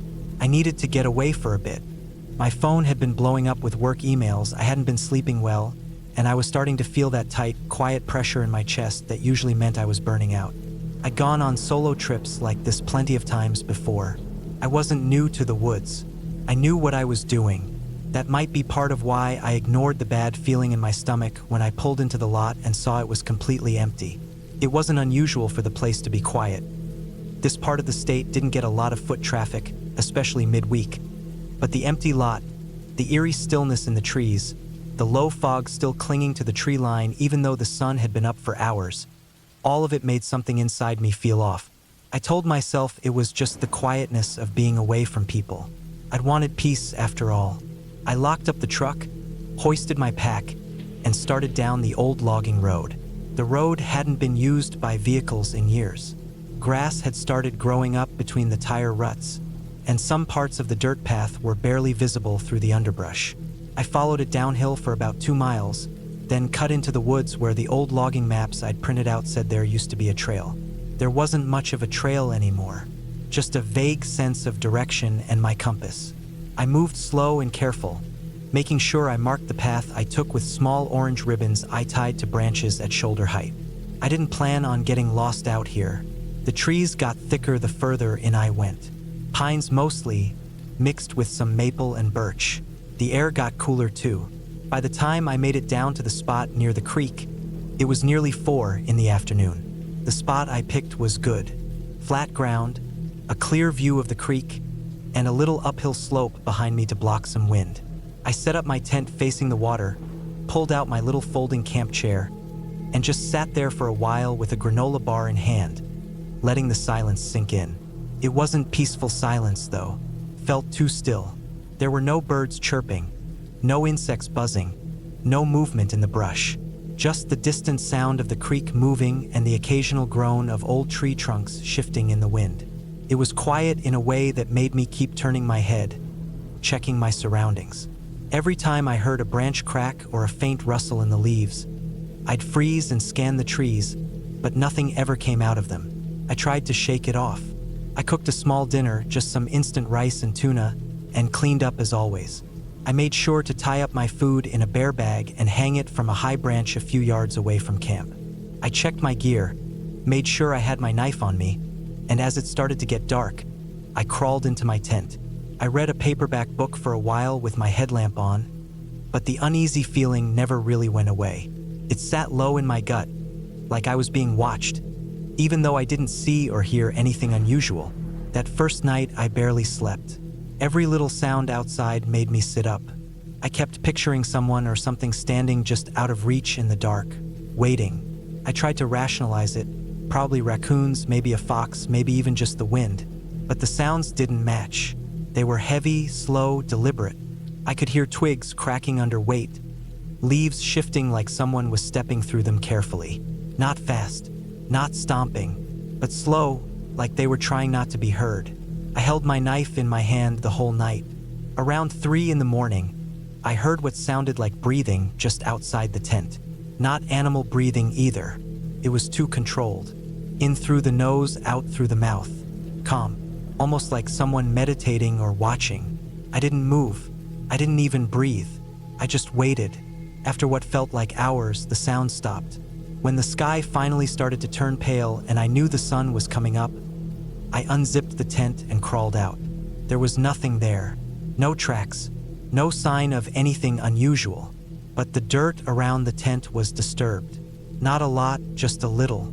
Like someone had walked up and stood right outside and then walked away.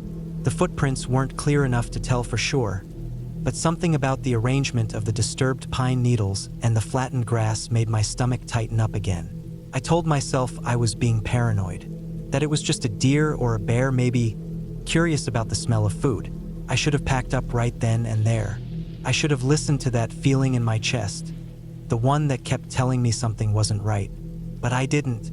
I boiled some water for coffee, ate a couple protein bars, and convinced myself I was just wound too tight from work and city life. I figured if I stayed another night, I'd settle in more. That whole day I stayed close to camp. I fished a little in the creek but didn't catch anything. I hiked maybe a half-mile upstream just to stretch my legs, but I kept feeling like I shouldn't go too far. I didn't like being out of sight of the tent. Around noon, I thought I saw movement up on the ridge behind me. Just a quick flash of something pale between the trees. It could have been sunlight through the leaves or a squirrel running across a rock, but I stared up there for 10 minutes straight and never saw anything move again. Later that afternoon, I found something strange near the edge of my camp. It looked like a piece of cloth, faded blue, maybe denim. It was wedged between some branches about knee-high off the ground. It didn't look like it had been there long. No rot or weather damage. I didn't touch it. I just stared at it for a while, then walked back to my tent and sat there, trying to decide what to do. It was too far from any trail to be trash, and I hadn't seen a single other person since I got here. There were no voices, no fires in the distance, no sounds of movement or vehicles. It didn't make sense for someone else to be here, but someone had been. That night I built a small fire, even though I hadn't planned to. I just needed the comfort of light. I kept it low so I wouldn't attract attention, but I sat by it until well after midnight, holding my knife in my lap, flashlight ready in my pocket. I kept thinking about that breathing outside my tent, the sound of someone standing just a few inches away from me, knowing I was inside. I felt like if I went to sleep again, something would happen. So I didn't. I stayed awake. Sometime around 2 in the morning, I heard a sound coming from upstream. It was faint, like something splashing in the water, followed by a sharp, metallic clink, like something hitting rock. I turned off my fire and sat in the dark, listening. The splashing stopped, but the clinking happened again. Once, then again, then silence. I held my breath and waited. Then I heard footsteps, heavy ones, not running, just walking, coming down the creek, right toward my camp. I didn't move. I just sat there, heart pounding, eyes straining into the dark. I couldn't see anything past the first row of trees, but the footsteps kept coming, slow, measured, crunching the leaves and sticks underfoot. When they got close, within maybe 20 feet, they stopped. I stayed frozen. I was sure if I even breathed too loud, whatever it was would hear me. The footsteps didn't move again for a long time. Then I heard it breathing again, that same calm, steady breathing. And then, slowly, the footsteps started moving away, back up the creek. I didn't sleep. I didn't move from my chair until the sun was fully up. And even then, I didn't feel safe. I packed up everything in silence. No breakfast, no coffee. I shoved everything into my pack, tore down my tent, double-checked my map, and started back the way I came. I moved fast, too fast. I knew I was making noise, leaving signs, but I didn't care. I just wanted out. Took me 4 hours to reach the old logging road. My legs were cramping, and my shoulders were sore from the pack. But I didn't stop. Not until I saw my truck in the lot. Except something was wrong. The driver's side door was open. I stopped at the edge of the trees and crouched down. I waited, watching the lot. Nothing moved. I crept forward slowly, listening. Still nothing. When I reached the truck, I saw that my glove box was open, and my registration papers were lying on the passenger seat. My center console had been open too. Someone had been inside. They hadn't taken anything though. My charger was still there. My half-used bottle of ibuprofen. Even the spare key I kept taped under the dash. Nothing was missing. Just opened. Just looked at. I slammed the door shut and locked it, started the engine, and drove. I didn't stop for gas. I didn't stop for food. I drove until I reached my town and didn't even go home right away. I drove straight to the police station. I told them everything. About the footsteps, the breathing, the cloth, the open truck. They took notes, nodded, said they'd send someone out to check the area. They didn't look too concerned. Probably thought I was just spooked by a bear or some local drifter. But I knew better. A week later, a ranger called me back. He said they checked the area and found signs that someone had been squatting out there. I was never someone who kept in close touch with people after college. I think it just happens naturally. Life pulls us in different directions, and before you know it, it's been years since you've talked to someone you once saw every day. That's kind of how it went with my old friend Brandon. We met during our sophomore year at the University of Kentucky. He was a geology major, real outdoorsy, always had a pair of hiking boots by the door even in the dorms. He had a calm kind of personality, the type who didn't talk much unless there was something worth saying. Even in college, I could see he wasn't going to end up behind a desk. He belonged outside, and that's exactly where he ended up. Last I heard, Brandon took a job as a park ranger at a state park in northern Georgia. This was probably around 2016 or 2017. It was one of those big, forested parks with a long river cutting through it, winding trails, rock outcroppings, and not much else. One of those places where you can hike for a full day and not see another soul. That's what he liked. Said it made sense of the world. The last time I saw him was about 8 years ago. We had grabbed a drink while I was down south for work. We caught up for a few hours, nothing heavy. Mostly just remembering the dumb stuff we did in school and swapping stories about where life had taken us. I remember he told me one story that night that stuck with me, though. It stuck with me so hard that even though I don't talk to Brandon anymore, I still think about it sometimes when I'm out in the woods or lying in bed and can't sleep. It started off pretty simple. He said there was this older couple he noticed coming into the park a few days in a row. They weren't campers or hikers, really. Looked like they were just visiting, maybe in their early 70s. The kind of couple that still held hands and moved slowly, but had that look of peace in their eyes that you only get when you've been with someone that long and still like them. They had come into the park looking for a specific place, Brandon said. Somewhere along the river. They had gotten engaged there decades earlier, back in the 1970s. They were from out west now, New Mexico, I think, but they'd come all this way just to find that one place again. They had a couple of old photos with them, printed and faded, the edges curled. Mostly just trees and rocks, but in one, you could see a bend in the river and a flat rock outcropping near the water's edge. Brandon said he took one look at the pictures and got a general idea of where it could be. He knew that part of the park like the back of his hand. He offered to give them a ride most of the way in one of the service vehicles and then hike the rest with them. They agreed. He said the hike wasn't easy, but they took their time. The husband was in better shape than the wife, but she still kept up without complaining. Brandon said they didn't talk much, just kind of soaked in the woods like people who knew it was their last time doing something like that. They made it out to the bend in the river. Brandon said as soon as they saw it, the old woman smiled, and the man sat down on the rock like it had only been yesterday. It was definitely the place. Brandon didn't stay with them. He had other duties and didn't want to intrude. He gave them some bottled water, told them to stay safe, and hiked back to his vehicle. He said as soon as he got back to the ranger station, something felt off. He didn't know what exactly, just a strange stillness. He said it wasn't fear or dread, just a kind of weight in the air, like he had forgotten to do something. He waited a few hours, figured they'd make their way back soon. But sunset came and went. It was time to start locking up the gates, and he hadn't seen them leave. Brandon left his assistant at the station to watch for them and hiked back in, this time with a flashlight, a radio, and a bad feeling in his gut. When he got to the river bend, he found them lying down together along the riverbank. Spoon style, he said, the husband behind the wife, his arm draped over her like they'd just lain down for a nap. But they weren't breathing. They were both gone. He radioed it in, and the cops came out later that night. They did a full investigation, but nothing pointed to foul play. Turned out later the wife had been diagnosed with terminal pancreatic cancer a few months before. The husband wasn't sick, at least not physically, but the police found some bottles in their packs. Pills, sedatives, and other substances that, mixed together, would do the job quietly. They had planned it, came back to the place where they started, and ended it there together. Brandon said he wasn't devastated. Saddened, of course, but not torn up about it. Said he understood it in a way, and said they probably didn't ask for help getting there earlier because they didn't want anyone thinking he had anything to do with their deaths.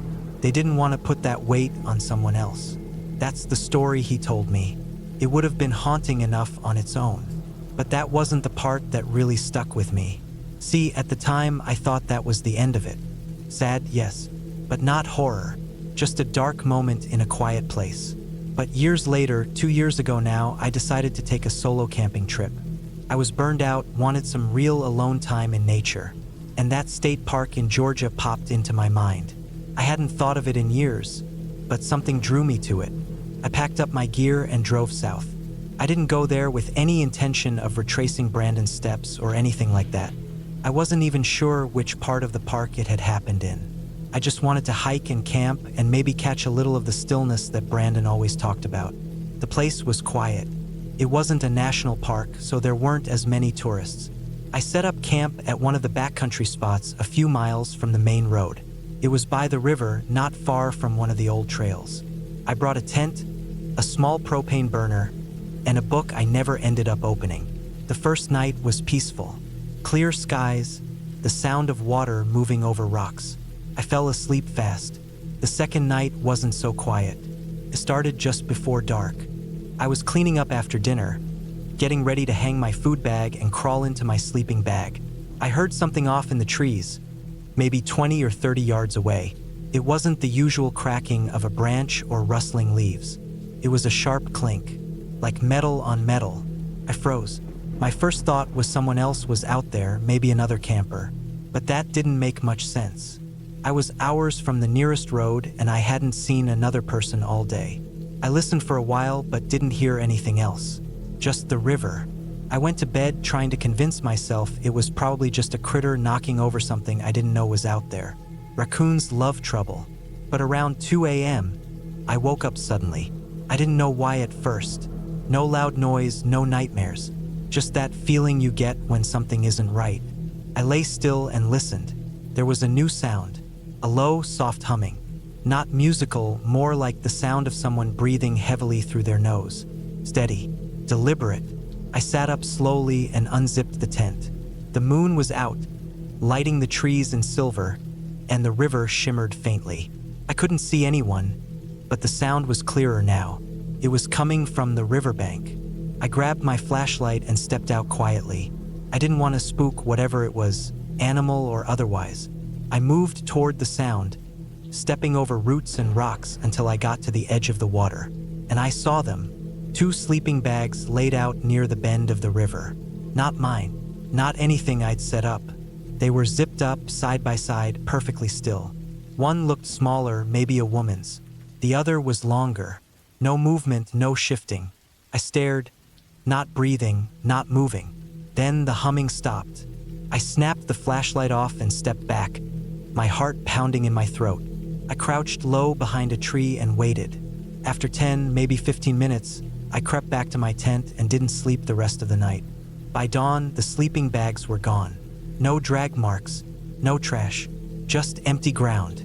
I broke down camp in record time and hiked back to my car without stopping once. When I got to the ranger station at the front of the park, I saw a new guy behind the desk. Young, probably fresh out of school. I didn't mention what I'd seen. I wasn't sure what I had seen. I told myself I'd imagined it, that maybe my brain had latched onto Brandon's story and dreamt it all. But when I got back home, I called him. First time we'd spoken in years. He picked up, surprisingly. After we got past the small talk, I told him what I'd seen. I didn't dress it up, just gave him the facts. There was a long silence. Then he said, "That's about where I found them, that bend in the river." I didn't ask anything else. Neither did he. We haven't spoken since. But I haven't gone camping alone either. And I never will again.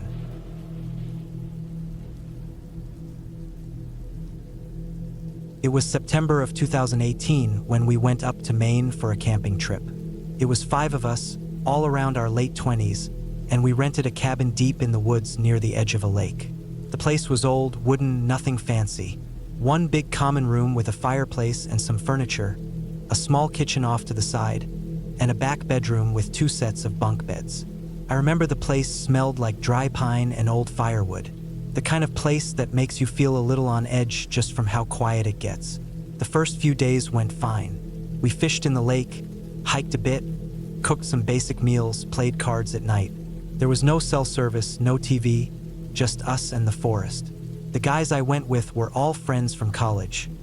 Tyler, Steve, Mark, and Jordan. We had done other trips together before, but nothing this remote.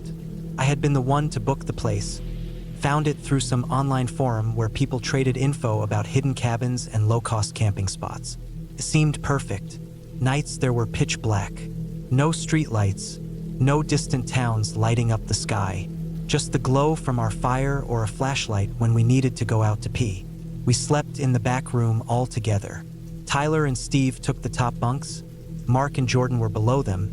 And I took a sleeping bag on a mattress that we dragged onto the floor. It was cramped, but we managed. On the 3rd night, I woke up around 5 a.m. I remember it clearly because I checked my watch. It was cold. The kind of cold that creeps under your blanket and makes you want to tuck in tighter. But I wasn't awake because of the cold. There was noise. Not a sudden noise, not loud, just weird. I lay there blinking in the dim light coming through the small window, trying to make sense of it. It was mumbling. Low, raspy, broken up mumbling. At first I thought maybe one of them was having a bad dream. That happens sometimes. But then I heard another voice. Then another. I sat up slowly, heart already beating a little faster, trying to process what I was hearing. All 4 of them were making noises in their sleep. Not snoring, not just tossing around. They were actively mumbling, grunting, breathing heavily, making these strange noises like some kind of messed up conversation. But the thing is, they weren't just making noises at random. It was like they were responding to each other. Tyler let out a series of soft, garbled sounds, and then a few seconds later Steve mumbled something back that had a different tone, like an answer. Then Mark made a sharp grunt and rolled slightly. Jordan whispered something incomprehensible, almost rhythmic. Then it repeated. One would start, the others would follow. It wasn't words exactly. More like primitive noises, like they were dreaming in some language humans forgot. I froze. I just sat there on my mattress, blanket pulled halfway up, and I watched them. The room felt heavier somehow. The air felt tight and thick, and I didn't want to move. I remember my mouth being dry. I just kept looking back and forth between them. Their eyes were closed. Their bodies twitched occasionally.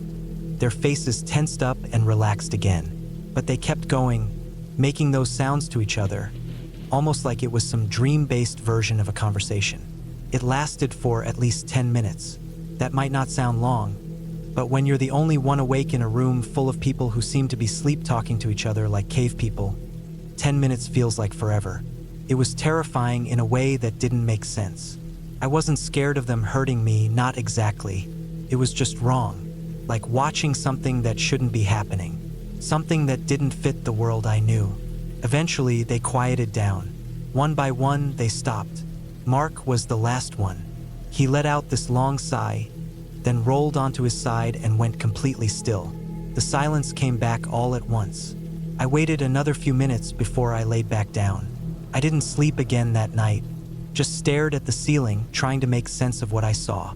When morning finally came and everyone started waking up, it was like nothing had happened. They were all groggy, stretching, rubbing their eyes, joking about who farted in their sleep or how they were hungry. I just watched them, trying to figure out how to bring it up. When I finally told them what happened, they all just blinked at me. No one remembered a thing. Tyler laughed and said maybe I had a weird dream, but I knew I hadn't. I was awake, wide awake. I had heard it, watched it. No one could fake that while asleep, but none of them had a clue. They didn't even believe it was possible to do something like that in your sleep. I spent the rest of the trip trying not to think about it too much, but at night I didn't sleep much. I kept waiting to hear them start up again. They never did. The remaining nights were quiet, and by the time we left, I still had no answers. I looked it up when I got home. There were articles about people sleep talking, even groups of people setting each other off in chain reactions. Some even mentioned that people who sleep in close quarters for a few nights can start syncing up their sleep patterns. It was rare, but not unheard of. So maybe that's what happened. Maybe one of them started sleep talking and the others, being in that half-asleep brain state, joined in. A sort of unconscious domino effect. That's the only explanation that made any sense. But even if that's the case, it doesn't change how it felt. It felt unnatural, like they were tapping into something old and hidden, something buried deep in the brain. And I was the only one awake to witness it. Even now, years later, I still remember every sound, every twitch. I haven't camped with that group again since. Not because I think something bad will happen, but because that moment stuck with me in a way I can't shake. It was probably nothing, just a weird coincidence. But it reminded me how little we really understand about the brain, about sleep, about the hidden things we do when our minds let go. It was just one of those moments where reality felt paper thin. Like I had brushed up against something not supernatural, but deeply human and unexplainable. And that, in its own way, was even scarier.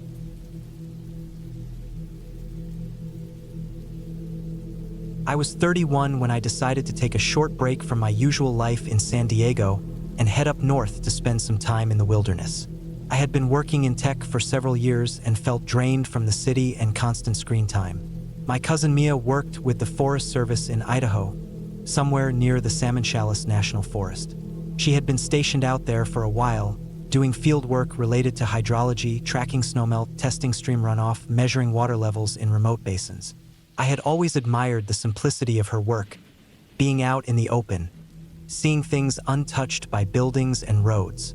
We were close growing up, but life took us in different directions. When I reached out to ask if I could join her on one of her backcountry trips, she welcomed the idea.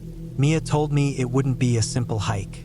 We'd need to bring horses, pack light but efficiently, and be prepared to camp without cell service, facilities, or any modern comforts.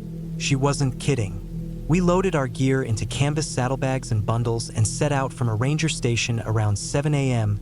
on a Wednesday morning in early July of 2019. The weather was cool for the summer, with light clouds and just enough wind to keep bugs from hovering. Our trail took us deep into the wilderness, up high ridges overlooking valleys full of pine and larch, then down steep slopes into wide open meadows that rolled for miles. We crossed creeks with water as clear as glass and passed stands of old-growth trees with trunks thick as pickup trucks. The first day felt like something from a nature documentary. Wildlife was everywhere. We saw deer and a few elk in the distance. We even startled a black bear near a stream. It bolted in the opposite direction before we could get a good look. The horses were steady and used to this terrain. Mine was named Dusty, a calm older gelding who barely reacted to anything. I was grateful for that, especially riding through areas with loose rock or steep drop-offs. We made camp at a clearing near a small waterfall that night. It was peaceful, and I slept better than I had in months. The second day was when things changed. We broke camp early and started along a new stretch of trail. Mia had a planned route, but about 3 hours into the ride, she slowed and motioned toward a small ravine off to our right. I followed her without question. We left the main trail behind and began winding through narrower paths, much more overgrown and wild. We rode for a long time, at least 2 more hours, and the forest started to feel different. Not darker or more ominous, but quieter. I didn't think about it much at the time. I was too focused on the landscape. It was beautiful, untouched, like we had slipped back 100 years. We came to a small clearing, barely 10 yards across, tucked between mossy boulders and a ring of cedar trees. Mia dismounted and gestured for me to do the same. We tied up the horses to low branches and pulled out a small wind-up radio lantern combo. I had packed it just in case. Mia asked me to bring it, so I figured she wanted to test something. I followed her along a barely there game trail. It looked like it was used by small animals, not people. There were no boot prints, no markings, no signs that anyone had been through here in a long time. After about 5 minutes of walking, I noticed something odd. A thin wire, maybe 10 gauge, poking up through the dirt. It was old but not completely weathered, black rubber casing with a few cracks along it. I crouched down to look at it and realized it was running in a straight line off into the trees. It wasn't buried deep, just lying there partially exposed. Mia waited behind me, letting me follow it on my own. Curiosity got the better of me. I walked slowly, tracking the wire. It disappeared under a fallen log, then re-emerged on the other side. It was draped through the lower branches of trees, then snaked around a large granite boulder. At some points, it had been tucked carefully under rocks, almost like someone had tried to hide it but not very thoroughly. I kept following it, winding deeper into the forest. Eventually, the wire ended at something that made my brain stall. There, in a small sun-dappled opening, stood a metal desk. One of those old schoolteacher desks from the 70s or 80s, with a gray metal base and a laminated faux wood top. It looked exactly like the ones I remembered from elementary school. The top was scratched and stained. It had drawers on the right side, one of which was half open, though I couldn't see inside it from where I stood. The wire ran directly into the side of the desk, where someone had mounted a standard 2-plug outlet box, like the kind you'd find in any house. It was fixed to the side with metal brackets and screws. There were no buildings around. No foundations, no footprints, nothing to indicate this was part of any structure. It was just the desk. No chair, no tools, just this one random piece of furniture in the middle of nowhere. I stood there for several minutes, confused, trying to make sense of it. I looked around, half expecting someone to jump out or a drone to fly over, but nothing happened. It was dead quiet except for the wind. Mia caught up to me and handed me the radio lantern. I still wasn't sure what to do with it, so I just stared at her, then at the outlet. I wasn't really expecting anything, but I plugged it in. The radio clicked on. Static hissed through the speaker. The power light blinked on, glowing red. The outlet was live. We were miles from any road. No cell reception. No visible source of power. No poles, no solar panels, no generators. Yet somehow that outlet had power. I unplugged the radio and plugged it in again. Same thing. Static. A low hum of energy. My stomach dropped. It was so quiet. Felt wrong. Not scary exactly, but unnatural. Like something that shouldn't be there. We didn't stay long after that. We followed the wire back the way we came and returned to the clearing. The horses were calm, but I couldn't shake the feeling that something was watching us. Maybe it was just my mind trying to fill in blanks. But even Mia looked unsettled, and she had been doing this kind of work for years. We continued our planned route after that. Camped again that night in another valley, this one near a fast-moving creek with tall grass and open skies. I didn't sleep as well. I kept thinking about that desk. That damn desk. Sitting in the forest like someone had just placed it there and walked away. I couldn't stop replaying the moment the radio lit up. The next day, we made it back to the ranger station. I didn't bring up the desk on the ride home. Neither did Mia. We just unloaded the gear, fed the horses, and went our separate ways. I stayed another night in town before catching a flight back to San Diego. That was 5 years ago. I haven't gone back since. Sometimes I still think about it, usually when I'm lying in bed and my mind is wandering. I'll wonder if the desk is still there, if someone put it there as a joke. if it's been there for decades, or if maybe there's a buried generator somewhere under the ground that powers it. But the truth is, I don't have an explanation. And I don't think I want one anymore. It wasn't some big dramatic moment. No monsters, no missing people, no flickering shadows. Just a powered outlet in the middle of nowhere, connected to an old school desk. That's it. But for me, that's enough. Enough to make the woods feel a little less quiet, a little less empty. Sometimes the strangest things are the ones that don't have a story. They just exist. And maybe that's what makes them so hard to forget.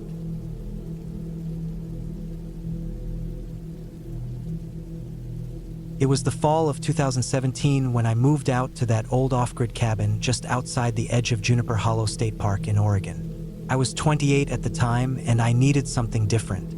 I'd grown up around trees, dirt roads, and long stretches of nothing, and after working in a dull desk job in Boise for nearly 7 years, I had enough. A friend of mine had an uncle who owned a rough slice of land in the middle of nowhere, right on the edge of the park's boundary. He wanted someone to stay there, keep an eye on the place, maybe clear the brush now and then, and he didn't charge rent. All I had to do was keep the place from falling apart. It was a 4-mile dirt track from the nearest paved road just to get to the cabin. You wouldn't even call it a driveway.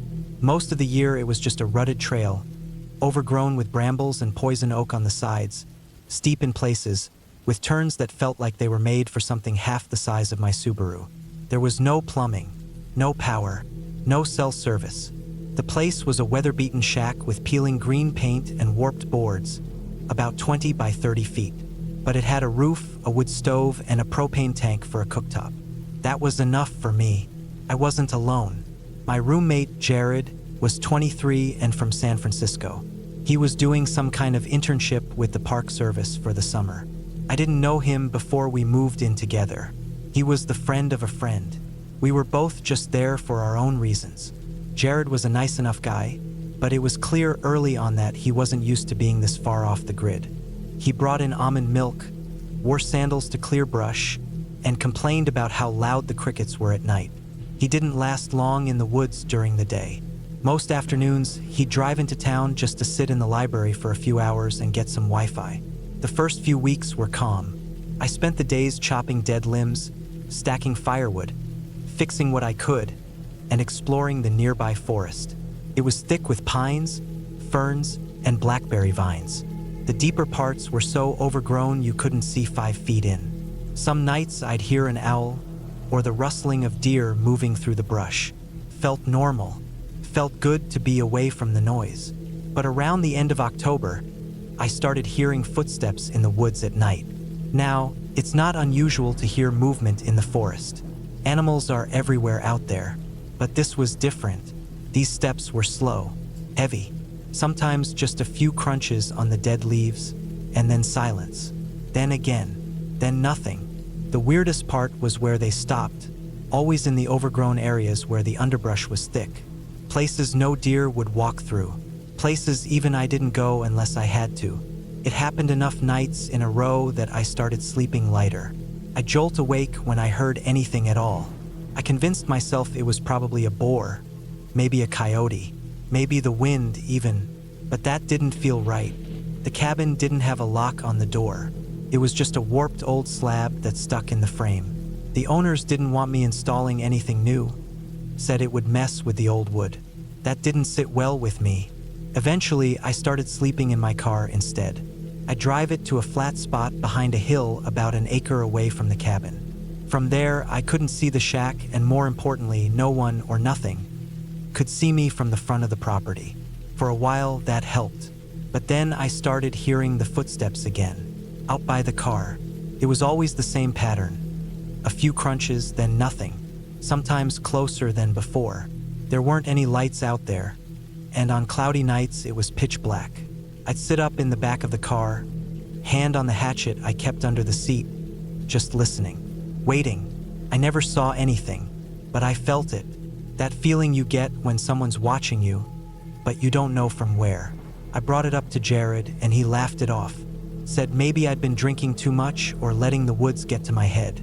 He was still sleeping in the cabin, still walking around at night to pee in the bushes, acting like everything was normal. I couldn't make him take it seriously, so I stopped trying. I lasted another 3 weeks before I packed up and left. I told the owners I had to go back to Boise to deal with some work stuff. I didn't explain much. Jared said he'd stick around and finish his internship. He looked at me like I was nuts when I drove off with all my gear packed to the roof. 2 weeks after I left, he got robbed.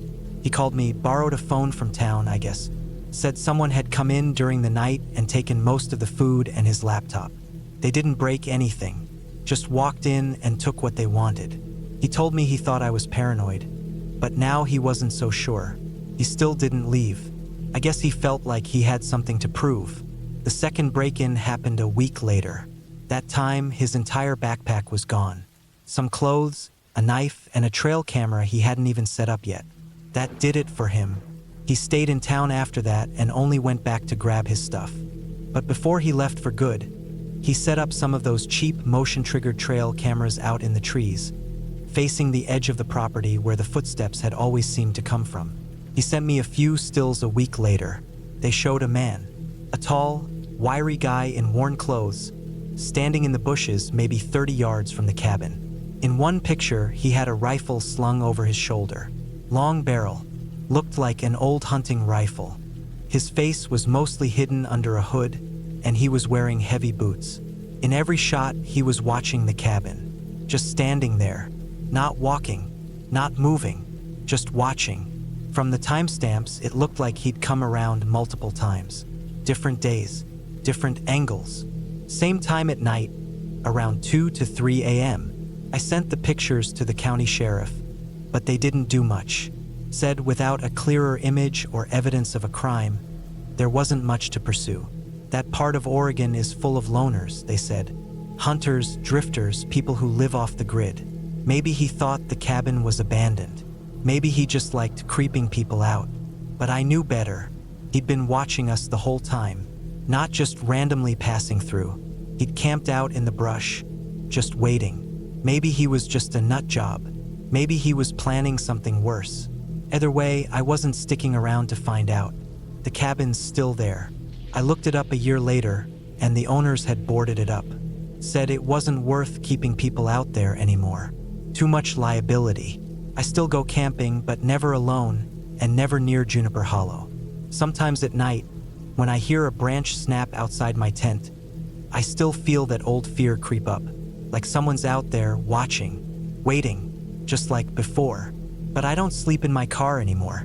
I sleep with the door zipped, the knife under my pillow, and one ear open. Because now I know what's out there, and I'll never forget that feeling. That silence in the dark after you hear a single step and nothing else.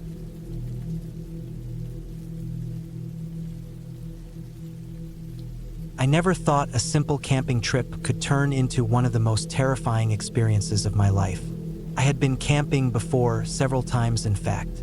I always felt safe enough as long as I stuck to the usual precautions. Campgrounds with good reviews, checking weather forecasts, packing extra supplies, and letting someone know my plans. But that trip taught me that sometimes it's not the obvious dangers you have to worry about. Sometimes it's the things you don't expect. The plan was simple.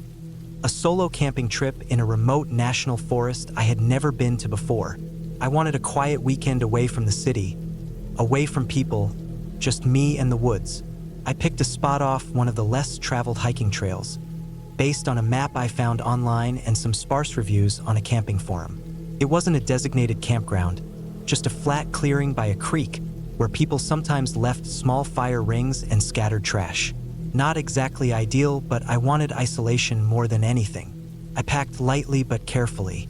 A 3-season tent, a sleeping bag rated for about 20 degrees Fahrenheit, a small camping stove, enough food for 3 days, water purification tablets, a headlamp, some extra batteries, a multi-tool, and a first aid kit. I also brought a folding saw and some rope, just in case. I did not bring a satellite phone or any form of cell signal booster because I thought I'd have enough connection to call for help if needed. Looking back, that was a mistake. The drive to the trailhead was uneventful. The road was gravel for the last few miles, winding through dense forest. When I parked, there were only a couple of other cars scattered near the main parking area. I felt a strange mix of excitement and calm. The kind you get when you know you'll be alone but prepared. I strapped on my backpack, slung the tent bag over my shoulder, and started hiking. The trail was narrow and mostly flat at first, lined with tall pines and thick underbrush. The air smelled like damp earth and pine needles. Birds chirped occasionally, and the wind rustled the leaves softly. After about an hour, the trail started to climb slightly, and I reached a small ridge overlooking a valley. From there, I could see the creek that matched the map's location of my planned campsite. I made my way down toward the clearing, careful to watch my footing on the loose rocks near the water. The creek was shallow, its water clear but moving fast over the stones. I found the spot, flat ground, shaded by a few scraggly trees, and just enough space to set up my tent. There were signs others had been there recently: an old fire ring with charred wood, some crushed cans nearby, a couple of torn food wrappers. I cleared the area of debris and set up my tent, pitching it securely with stakes and guy lines. The whole process took about an hour. Once camp was ready, I unpacked my stove and boiled water for dinner, instant noodles and a packet of dried vegetables. I ate slowly, enjoying the silence broken only by the creek and occasional bird calls. The sun was beginning to dip behind the trees, casting long shadows across the clearing. I washed up with some purified creek water, brushed my teeth, and settled into the tent to get organized for the night. I planned to go to sleep early, hoping to catch up on rest. It had been a long week at work, and the peace of the forest was exactly what I needed. I laid out my sleeping bag inside the tent, arranged my flashlight and knife within reach, and double-checked that the tent was zipped up tight. As darkness fully settled, the sounds of the forest grew louder: the hoot of an owl, the crack of twigs somewhere distant, the soft skitter of small animals in the underbrush. I told myself it was normal and nothing to worry about. Then, just as I was drifting off, I heard it, a low, heavy sound coming from the direction of the creek. At first, I thought it was water hitting rocks, but it didn't match the normal rushing sound. It was more like a deep grunt or growl. My heart jumped. I held still, listening. The sound came again, closer this time, followed by a series of soft footsteps crunching on dry leaves. I reminded myself it was probably a deer or some other animal. I had heard coyotes before too, and bears sometimes made noises like that, but usually they kept their distance. I grabbed my flashlight quietly, ready to peer outside if necessary, but didn't unzip the tent. The sounds stopped after a few minutes. I tried to calm my breathing and convince myself it was nothing, but I couldn't shake the feeling that something was nearby, watching. I had read about encounters with bears and mountain lions before, and I knew you had to stay calm, not run, and avoid sudden movements. I also knew I should have kept some bear spray handy, but I hadn't brought any. I made a mental note to get some next time. I waited for another hour, but nothing else happened. Eventually, exhaustion overcame my nerves, and I fell asleep. Around 2 a.m., I woke up suddenly. My tent flaps were moving as if caught in a breeze, but the night was still. I sat up and shone my flashlight out. At first, I didn't see anything. Then, in the beam of the light, I caught a glimpse of something at the edge of the clearing, dark, bulky, just beyond the tree line. I froze. My mind raced. It was too big to be a deer. Maybe a bear? Or worse. I stayed perfectly still and kept the flashlight steady. After a moment, the shape moved slowly back into the shadows. I shut the tent quickly, zipped it up tight, and stuffed my head into the sleeping bag to try and hide. The sounds of the forest seemed amplified now, the rustling of leaves, the snap of a twig very close. I told myself to stay calm and wait for morning. But the night dragged on. I could hear movement around the perimeter of my small clearing. Branches breaking softly, low growls, and heavy footsteps circling like something was testing the boundaries. I could barely breathe. I wanted to call out or make noise to scare it away, but I knew that could provoke it. I remembered reading that making yourself look bigger and loud noises might help, but I had no way to do that without exposing myself. My phone was in the tent, but the screen was dark, and I barely had signal. By dawn, the sounds stopped. The forest returned to its usual quiet, except for the birds waking up. I unzipped the tent slowly and scanned the area. There were large tracks in the soft earth near the creek. Definitely bear prints, fresh and deep. I decided to pack up as fast as possible. My heart was pounding as I disassembled my tent and stuffed my gear into my pack. I kept looking over my shoulder, expecting to see the bear or whatever it was come out of the trees. On the hike back to the trailhead, I moved quickly but carefully. I stuck to the trail, trying to keep a noise rhythm to avoid surprising any animals. After about 2 hours, I finally saw the parking area and my car. I got inside, locked the doors, and sat for a moment, catching my breath. The forest loomed behind me, dark and silent. I didn't go back for a long time after that. The experience left me shaken, but I knew I was lucky. Bears and mountain lions are dangerous, but most avoid humans if they can. I was lucky they kept their distance, but it taught me that no matter how much you prepare, the wilderness always has its own rules. That trip changed how I camp. Now, I always bring bear spray, a whistle, and a satellite communicator. I make sure to pick well-established campgrounds or spots with good reviews. And I never camp alone in remote places without letting someone know exactly where I'll be. Sometimes I think back to that night, the feeling of being watched, the heavy footsteps, the growls just outside my tent. It's a reminder that nature is wild, unpredictable, and powerful. Respect it and be prepared. Ignore it and you might not be so lucky.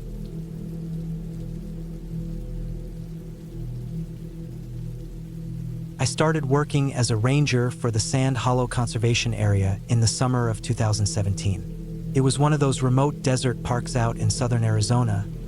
Dry, rocky, empty most of the year.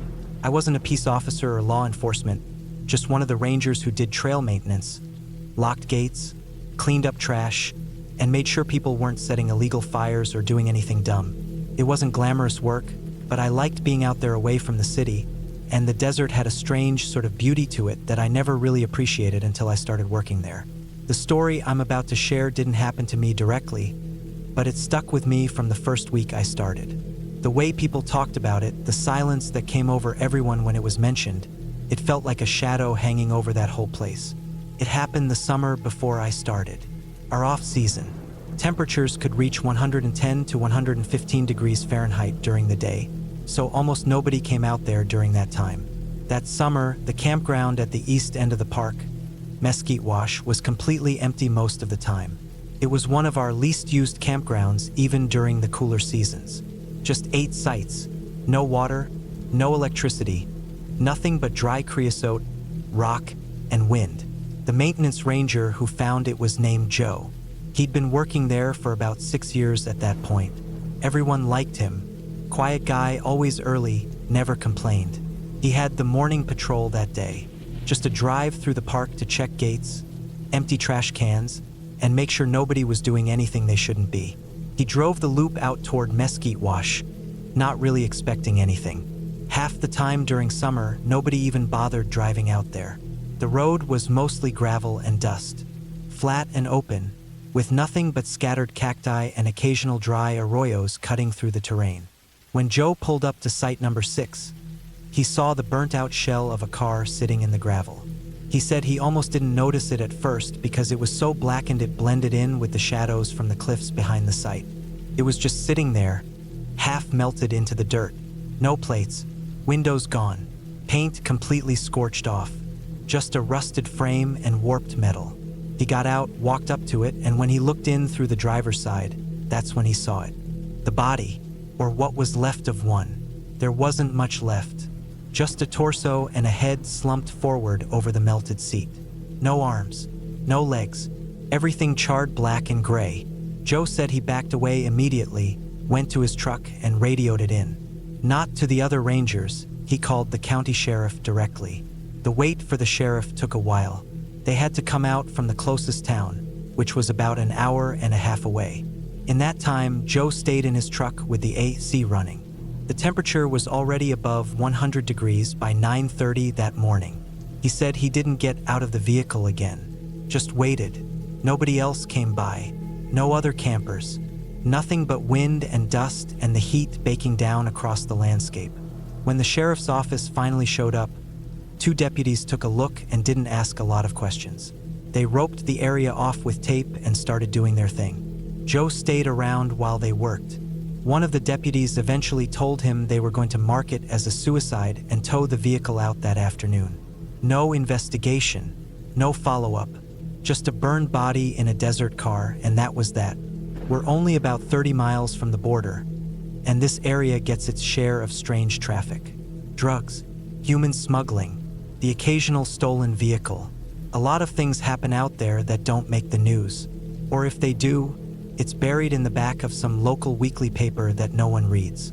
A few of the rangers talked later among themselves and thought it was strange that there was no gas can, no indication of how the fire started. No tracks, no other vehicle. The area around the car was undisturbed. No signs of someone walking away or leaving anything behind.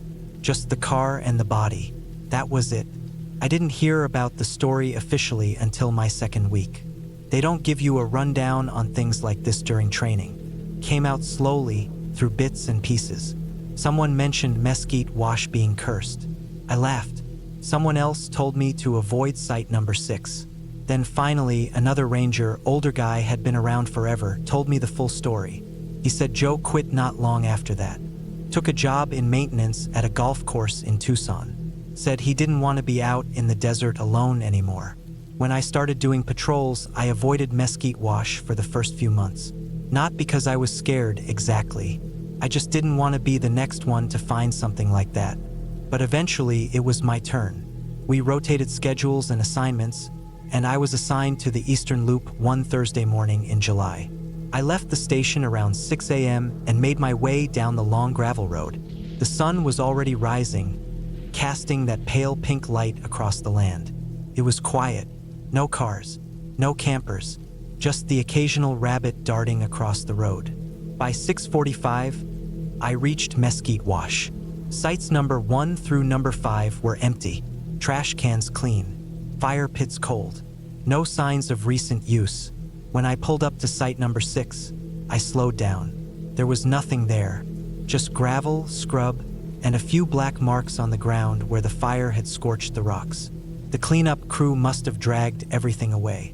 I got out and walked around, kicked at the gravel a bit. It was still stained black in places. There were small chunks of melted plastic in the dirt, little bits that they must have missed. A burnt spring from a seat, half buried in the sand.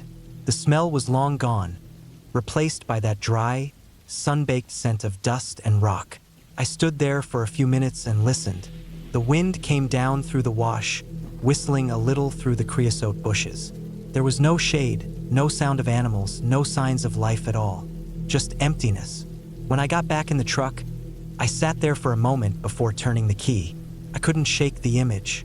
That blackened car, that body. I hadn't seen it myself, but it lived in my head like I had. The way they described it, the way Joe left his job after that. It made the whole place feel off. Over the years, I kept working there. I got used to the heat, got used to the silence, but I never got used to site number 6. Every time I drove past it, I looked a little too long, slowed down just a little. Once I found an old tire half buried there, like maybe someone had dumped it later. Another time, a busted cooler.